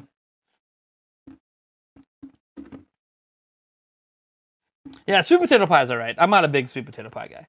But cinnamon's good too, yep. But pumpkin pie is, I love pumpkin pie. Oh, I literally only have it like at Thanksgiving. It's so good. It's so good. But I will say, like, a pumpkin spice shake is freaking delicious. I'll probably treat myself to at least one of those this fall. You know, when I get to the point that I can have some cheat days, I'll have a freaking pumpkin spice shake. Oh, delicious. Will the first wave of pre-orders for the October 8th Nintendo Switch OLED model be fulfilled? Yeah. They'd already be starting to cancel them if they weren't. So they'll be fulfilled. And as I said, I'm giving away a Switch OLED. I've already got a couple pre-orders in. So one's for me, one's for one of you guys. Just be subscribed. You're a Packer fan from New Mexico? Nice. Yeah, I've noticed that there's Packer fans kind of like everywhere. And I think a large thing about the Packers that makes it so appealing is they're not really owned. Like, we don't have an owner. They're owned by the fans. So it's like a different type of professional sports franchise because the fans own it. So it kind of creates this unique hometown, rural feeling where fans can really connect to it because they only exist because of the fans. Like, the story of the Packers goes way back where they were going to be kicked out of whatever the league was called at the time. They were about to be kicked out and disbanded, and Packer fans came together to buy stock to save the team. And then from that point forward, there was no owners. It's just fans. So it's pretty cool. It's a pretty cool thing that leads a lot of people to being Packer fans because you're not lining the pockets of billionaires. You know, you're literally most of the money just goes right back into the state of Wisconsin. It's awesome. Packers are pretty cool. But yeah, in the United States, I don't even know if there's another professional sports team that is that way. I mean, the Bucks have billionaire owners. The Brewers have billionaire owners. So yeah, I'm not sure if there's another sports team that is that way in the country. But Packers are cool like that because literally all the money they make just goes like right back either into the stadium or into the community, which is so cool. It's so cool. Does cherry pie count? What's wrong with cherry pie? Yeah.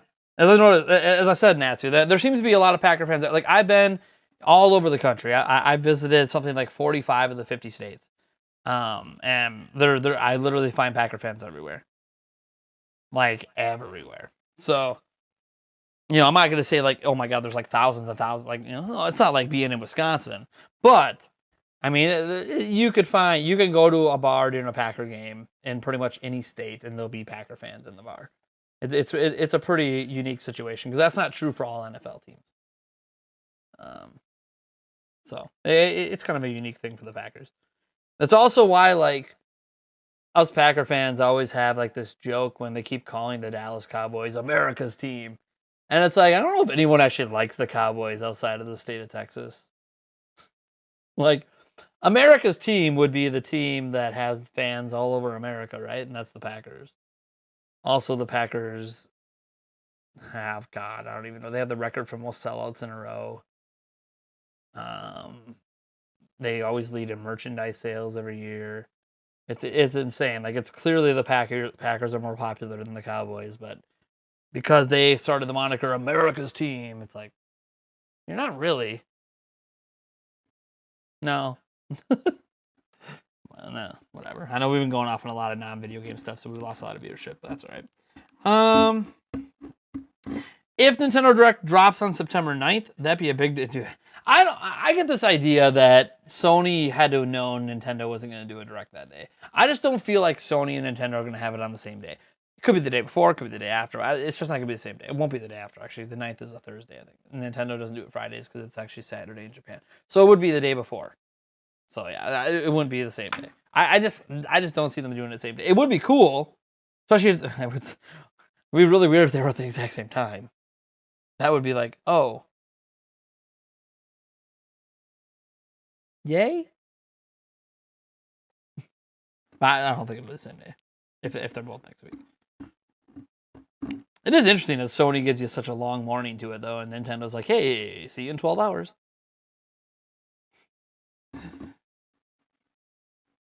Same with the Steelers. Yeah, I've seen some Steelers. I don't see as many Steeler fans in other states as I see Packer fans, but I mean, obviously I have a bias to notice Packer fans more often than Steeler fans.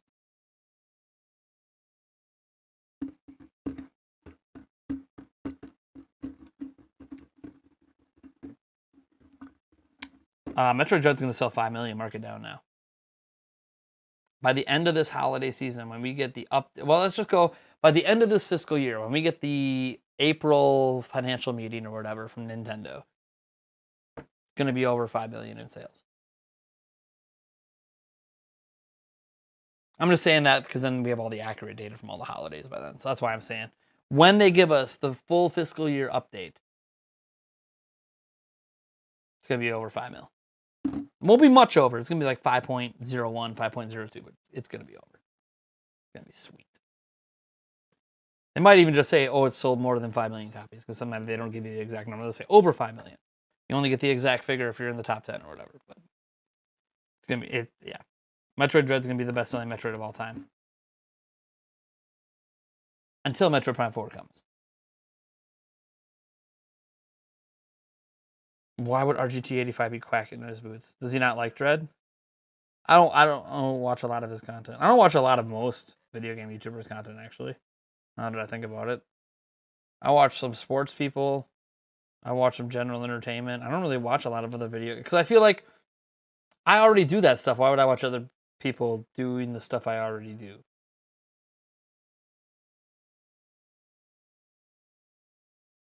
It's weird.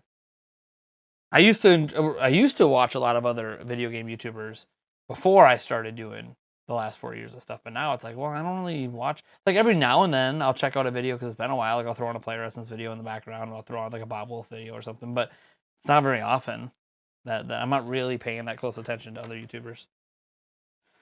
I just don't have the time. I'll check my phone here.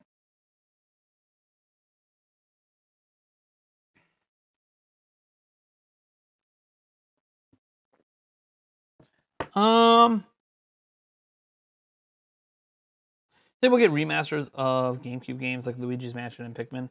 No.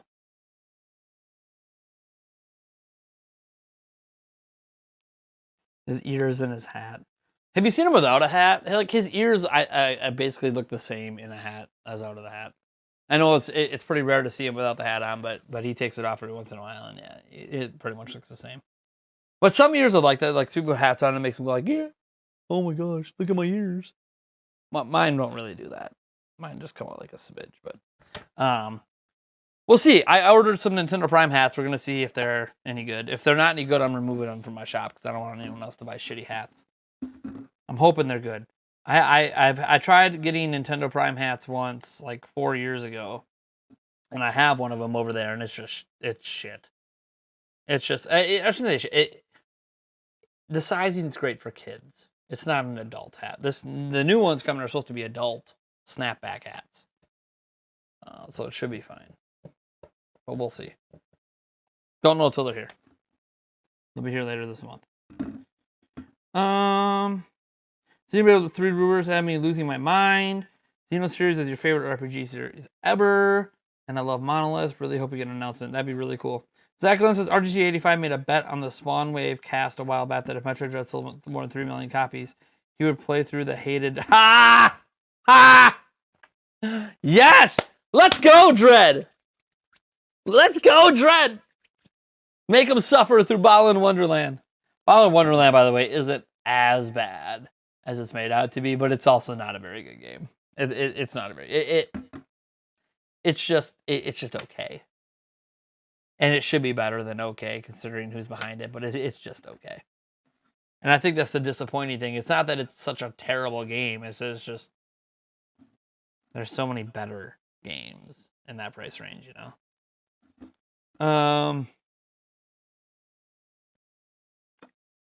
He's going to play the unpatched version. He's already playing a game that's not that great, and then he's going to play the buggier version of it. Oh, boy. Poor guy. I mean, he made the bet, so he must be pretty confident that it's not going to sell under over 3 million. Or he thinks if he plays the unpatched version of Balan Wonderland, that it would be entertaining, which it probably will be. His reactions and his frustration will be probably pretty entertaining. I wonder how far into the game before he throws a controller. I could just see him tossing a controller while playing that game. Halo Infinite comes out December 8th. What will Nintendo have for us in December? Hello, they just announced Big Brain Academy, and we have Advance Wars 1+2 Reboot. That's their December lineup. Whoa. How many games do you expect them to release in a month? That's already 2.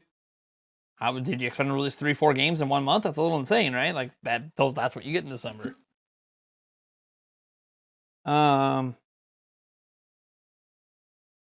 You'd love a 2D Metroid compilation. Yeah, it'd be pretty cool. There's some really nice 2D Metroid games that should come back. Is Halo really coming out? Are there Xbox Series X? Yeah. Eric has an Xbox Series X coming September 18th. He tried one time and got an order. It's pretty cool. Balan truly is garbage. See, this is where I differ with a lot of gaming fans. So, like, it's not even just gaming. Let's just talk entertainment in general. Like, we have this kind of thing where we have this barometer for how we judge things, right? Like, things are either just okay, the greatest fucking thing ever, or trash. There's no middle ground between any of that shit.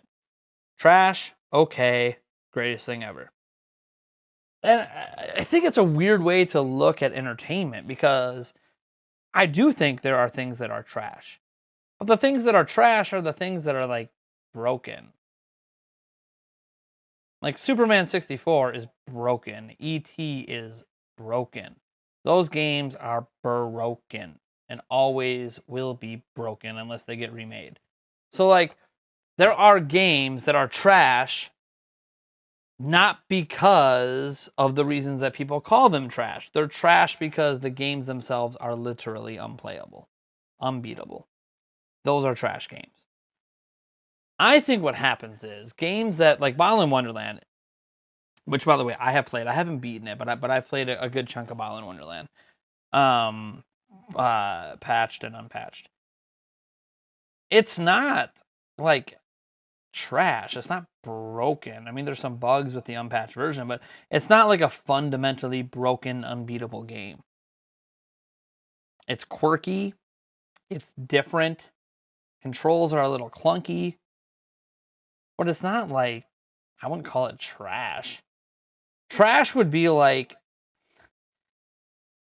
trash is like what I'm working on right now. So I'm in a 3D gaming class right now. We're making right now we're working on a rollerball game in Unity in college. So we have this demo from the teacher about a sample rollerball game that he made to give us an idea, or give us ideas for our own version of rollerball games that we're going to build in Unity this semester. Building a couple other games too. We're making a rollerball game. And so as I'm working in Unity, and I was working on my first big level today, I'm playing through the teacher's example, and I'm just finding all these ways to break the game. Just bugs everywhere. Oh, it's beatable, but only beatable if you don't do what the teacher tells you. Oh, explore my level. Look at how fun it is. And I'm just like breaking his game and falling through the ground and getting stuck and having like. That's a broken game. That is not an okay game. That is just trash. That's a trash game. His game is trash. I'm sure my game will probably be trash too. But the point is, his game is trash. That's a trash. It's fundamentally broken. It's a busted game. That's trash. Bioland Wonderland is not a busted game. It's just, it's not, it feels when you play it that it should be better than it is. Like, there's all these great ideas in the game that just don't feel executed very well, in addition to obviously needing some more polish.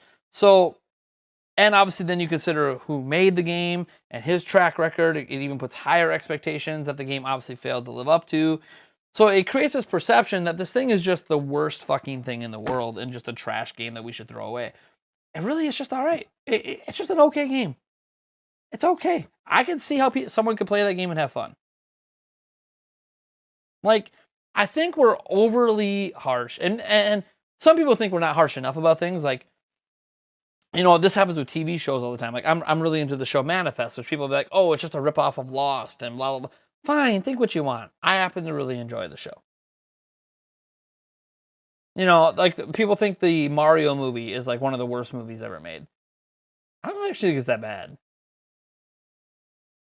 I kind of enjoy it. I'm not going to say it's a good movie. It's all right for some cheap, fun entertainment. What's wrong with that?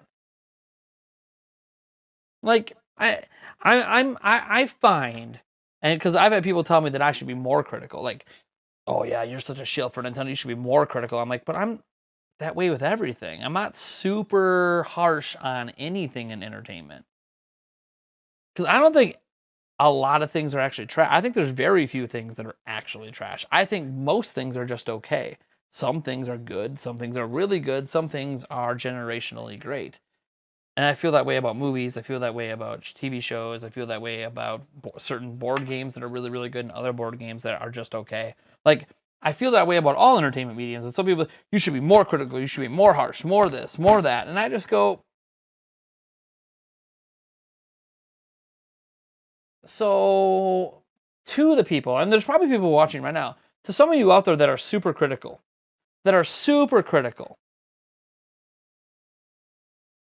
how are you enjoying your life? I ask because I have a couple friends that are really critical about things, and it really just seems like they're never happy. Nothing is good enough. Like, there are some things I think, oh yeah, this thing is fundamentally great. But everything else I've seen this year is garbage, which makes me feel like, so you went to 12 movies at the movie theater this year. One of them was really good. 11 of them felt like a waste of your money and a waste of time. So did you really enjoy that time you spent and the money you spent? Well, then the answer is no. So who's enjoying life more? The person who's less critical or the person who's more critical? I feel like the people that are less critical and can find enjoyment out of things that are just all right are probably enjoying life a lot more. Now, that's just my personal perspective because I feel like I enjoy a lot of entertainment medium a lot more because I'm less critical. Like, I'm fundamentally aware, like, I'm catching up on Flash right now. And, like, I'm fundamentally aware that Flash right now is significantly worse than it was, say, 4 seasons ago, right? Like, I'm not dumb. I can tell watching it that, like, something about it just doesn't feel as good as it used to be. but it's still all right enough that I'm enjoying enough of it to keep watching. Other people will be like, fuck this shit, I'm done. Okay, well, that's great, but are you, like, happy? Like, it's weird to me. Like, it's almost like not being critical enough is viewed as you are a shill, you are a this, you are a that, when I view it as I'm just someone who enjoys life more than you do. If people were just less critical about shit, less critical of other people would just be fucking happier. I'm not gonna apologize for being fucking happy. Damn. You know? No, I haven't seen Shang-Chi yet. I know that's on my. I want to go to theaters and watch that. So that's on my list right now that I'm probably am going to see this month at some point. It looks so good. It does look really good. I think I'm going to really love that movie. That might make it on my great movie list this year. You're rewatching Lost is way better than you remember, yeah. I mean, Lost isn't bad. I haven't seen how it ended. I lost interest in it, but Lost was pretty good. And like Manifest is a very similar type of show. It's almost like people like criticize Manifest because they're like, oh, because you know it's like Lost, as if Lost is the only show that can be like that. It's like, okay, a superhero show is like a superhero show. You know, a show like Lost is like, you know, it's like, yeah, there's going to be shows that take inspiration and feel because it's just, I don't know. I'm just not as critical as most people, so leads to me enjoying a lot more. Save the cheerleader, save the world, baby. Fucking love Heroes. I've seen every single episode of Heroes like a billion times. I've seen season 1 probably like over 20 times, and I've watched all of the seasons multiple times. I fundamentally enjoyed Heroes from start all the way to the end. Even when they had that bonus extra season, I really enjoyed that as well. Like, Save the Cheerleader, Save the World, man, dude. Heroes to me is, I mean, season 1's a fucking masterpiece in my opinion. Like, might be one of the greatest seasons in super power hero, whatever you want to call history. Like, season 1 Heroes is legitimately amazing writing, amazing acting. It's the culmination of just perfect. And I don't really think a season 1 for anything else, whether it's Arrow, Flash, any other comic book show, any other, even Loki. I loved Loki. But like Heroes is just on this different level that first season. But just because the rest of the seasons weren't as good as the first, and there's a reason, there was a writer's strike. Heroes happened at a really bad time because of the strike. That strike really affected that show. But I still fundamentally enjoy the rest of the season. And I was sad when it was over. Like, it feels like something's missing. Still, to this day, it feels like something's missing because Heroes isn't around. Like, it feels weird to see the one guy who was the scientist on Heroes in Flash now, right? Like, because now he's in Flash as a character, and it's like, it feels weird seeing that because it just makes me miss Heroes. Heroes is so good. I literally enjoyed every single episode. Obviously, I enjoyed season 1 the most, but I enjoyed every episode of that. I'm so glad someone brought up Save the Cheerleader, Save the World. Have I worked in other programs besides Unity? In college, not other game engines. That's the only game engine we've worked in so far. I think we're going to be touching Unreal Engine not next semester, the semester after, so next fall, which is like my final semester, we get into some Unreal Engine. But did I enjoy Cobra Kai? I fucking loved Cobra Kai. Can't wait for the next season. I don't like that they're making movies theater exclusive. So, Gin Turkey 89, I look at it like this, right? We got used to over the pandemic movies being at theaters and then also at home, like HBO Max or you know, like Disney has a lot of their movies also on Disney Plus, but you pay $20 to watch it, which is pretty much like going to the fucking movie theater. And a lot of people like watching from the comfort of their own homes, and plus we're technically still in a pandemic, especially in some areas of this country. So like people just prefer to not go to theaters. I'll say this. I can't speak for your experience at theaters. Our theaters here are fucking amazing. Like, really fucking amazing. Outside of having just the top tier projector quality, and obviously some of the best sound, and obviously movie theater popcorn is the fucking cheese knees.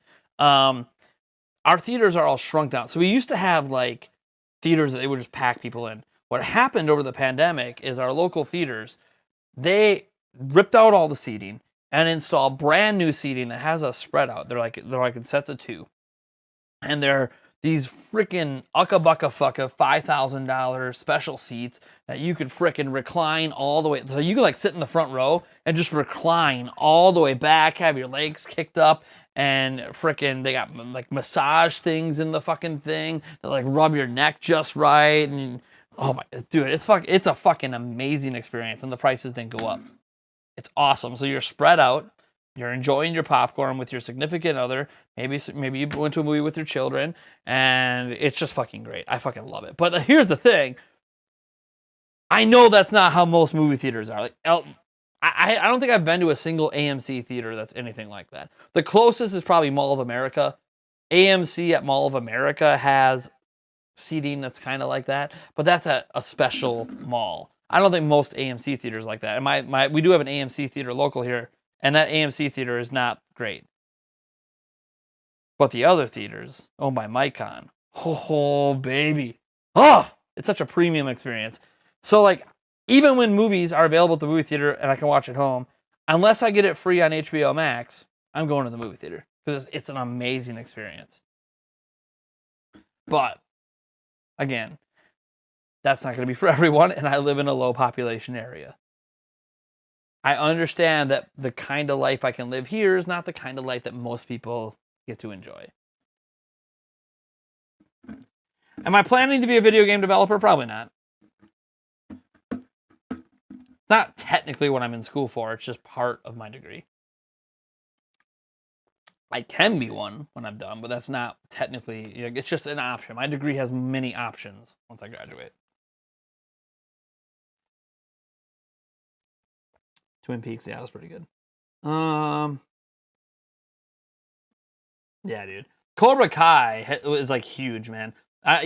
Before season 4 even hit, it's already renewed for season 5 because they already know. Cobra Kai is freaking amazing. So unless they really mess it up in season 4, and even then it'll probably still be popular enough for season 5. So yeah, I'm so excited. I'm sure if season 4 pops off like I expect it to, they'll probably get an order for season 6 in right when season 4 ends. It's gonna be awesome.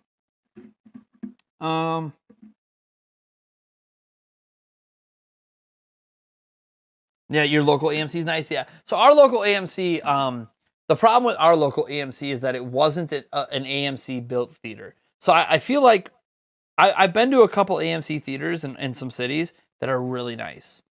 But I feel like that's because AMC built that movie theater. But what happened is AMC is obviously the biggest movie theater, company in the probably all of North America, but definitely the United States. And what they did is, over the last decade, a lot of movie theaters have gone out of business. And what they did is they bought up all those movie theaters when they went out of business. And so a lot of what you get at certain AMCs is just what the older movie theaters were doing. So as an example, at our local mall, AMC owns the movie theater, but they didn't build that movie theater. That movie theater was built back when it used to be called the Carmike Movie Theater. And they haven't renovated it. So it's still like what movies used to feel like back in the frickin' 90s. Like it's not that enjoyable of an experience. The projectors have been better. They've replaced those, but besides that, like, the seating sucks. It's still just packing shitloads of people in. And what happened is, and they're debating on renovating, because Micon came into my local town, because the mall's not in my local town, came to my local town and built a brand new theater with the amazing seating. And then that theater got so popular because people were, instead of going to AMC, they were coming to my town to go to movies. They were driving a half hour out of their way to come to our movie theater because it was such a better experience. Micon went ahead and bought out an older movie theater, a super old movie theater, out in the town that has the AMC theater. And it's a really old, it used to be called the London Square Movie Theater. really old. It's one of those movie theaters that had like the mile-long seats that go like super deep. So you've got like 80 rows of seats, and when you're sitting in the back, you can't. I mean, it's like you're freaking watching something on your phone, right? Like it's so small, it's not even enjoyable. And what they decided to do is they said, you know what? We're gonna buy out this theater. We're making so much money at our other one. We're gonna renovate the fuck out of this theater and make it just like our other one. And then they started taking all the business from AMC in that town. So AMC right now is not very happy with Micon, but that's because Micon provided a better experience. AMC does still have the benefit of being in the mall, so everyone knows, they're aware of they're there, they know what movies are showing, but people, if the movie happens to be at the other theater, they're going to go to that theater. So AMC's been fighting with Micon in my area to get movies that Micon doesn't have. It's funny. Well, in my town, Micon gets everything because it's the only theater in my town, so they don't have a contractual thing. But in that other town, there's like a fight between those theaters for different movies. It's funny. But AMC finally, it was just, I think in the local paper, said that they're debating on actually renovating and putting in the really nice seats like they have at some of the other AMC theaters. But that's not because they want to. It's because they're going to go out of business. And what's going to end up happening is, things are going so poorly for AMC at that mall. I'm waiting for Micon's just going to buy them out, and then they're going to renovate the fuck out of it and make a shitload of money. So, let's just say Micon knows how to do theaters right. I don't know, Micon's just local. They're not like a big national thing, but it's nice. But, anyways. Yeah, the AMC used to be a Carmike. Yeah, and see, Carmike used to be a really big chain. I don't even know if does Carmike even exist anymore? I haven't seen a Carmike theater in a long time. Did they go to business? Yeah. Carmike looks like it was bought out by AMC.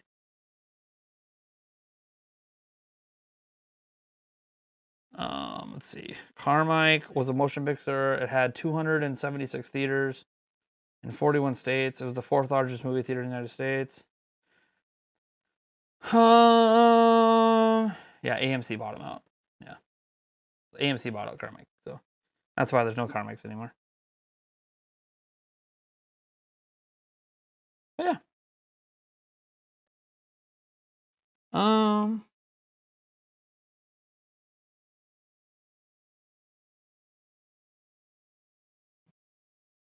Plover, Wisconsin. Plover, Wisconsin. I'm not even sure if I've heard of that place. It's got to be tiny. It's tiny. What's hold on. I'm trying to look at the map here. What's the place that's near Plover? Oh, Stevens Point is near Plover. Oh yeah, Stevens Point and Plover kind of run into each other. I mean, you go across the bridge.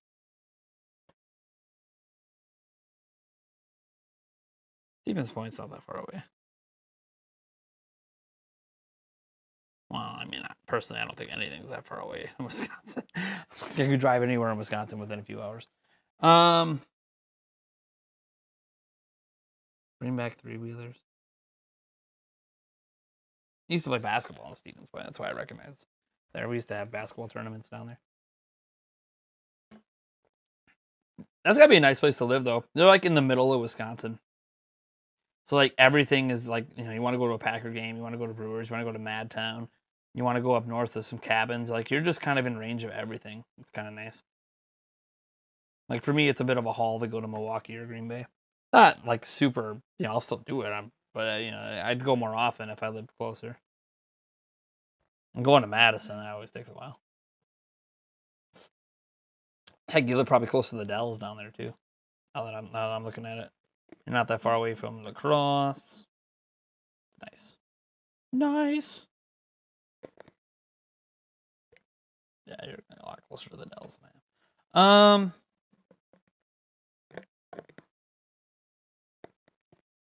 Alright, I think we're going to call that. It's almost midnight. So I don't have to set an alarm for tomorrow with my kids, but it is almost midnight, so we're going to call it. Thank you guys for tuning in. I hope you had a fun time. Thank you to all the super chats. I appreciate it. It's been a while since we had one, so it's not showing on YouTube, but I do appreciate it. You guys are awesome. It does away for you. Yeah, Dells is like a 3.5 hour drive for me, but thank you guys so much for tuning in. You guys are amazing, and I will catch you in the next video either this weekend or maybe not, because I got to hit some homework pretty hard this weekend because it's due on Monday. We'll be back on Monday on Labor Day. We'll get a video out on Labor Day. So cheers, guys. Peace out.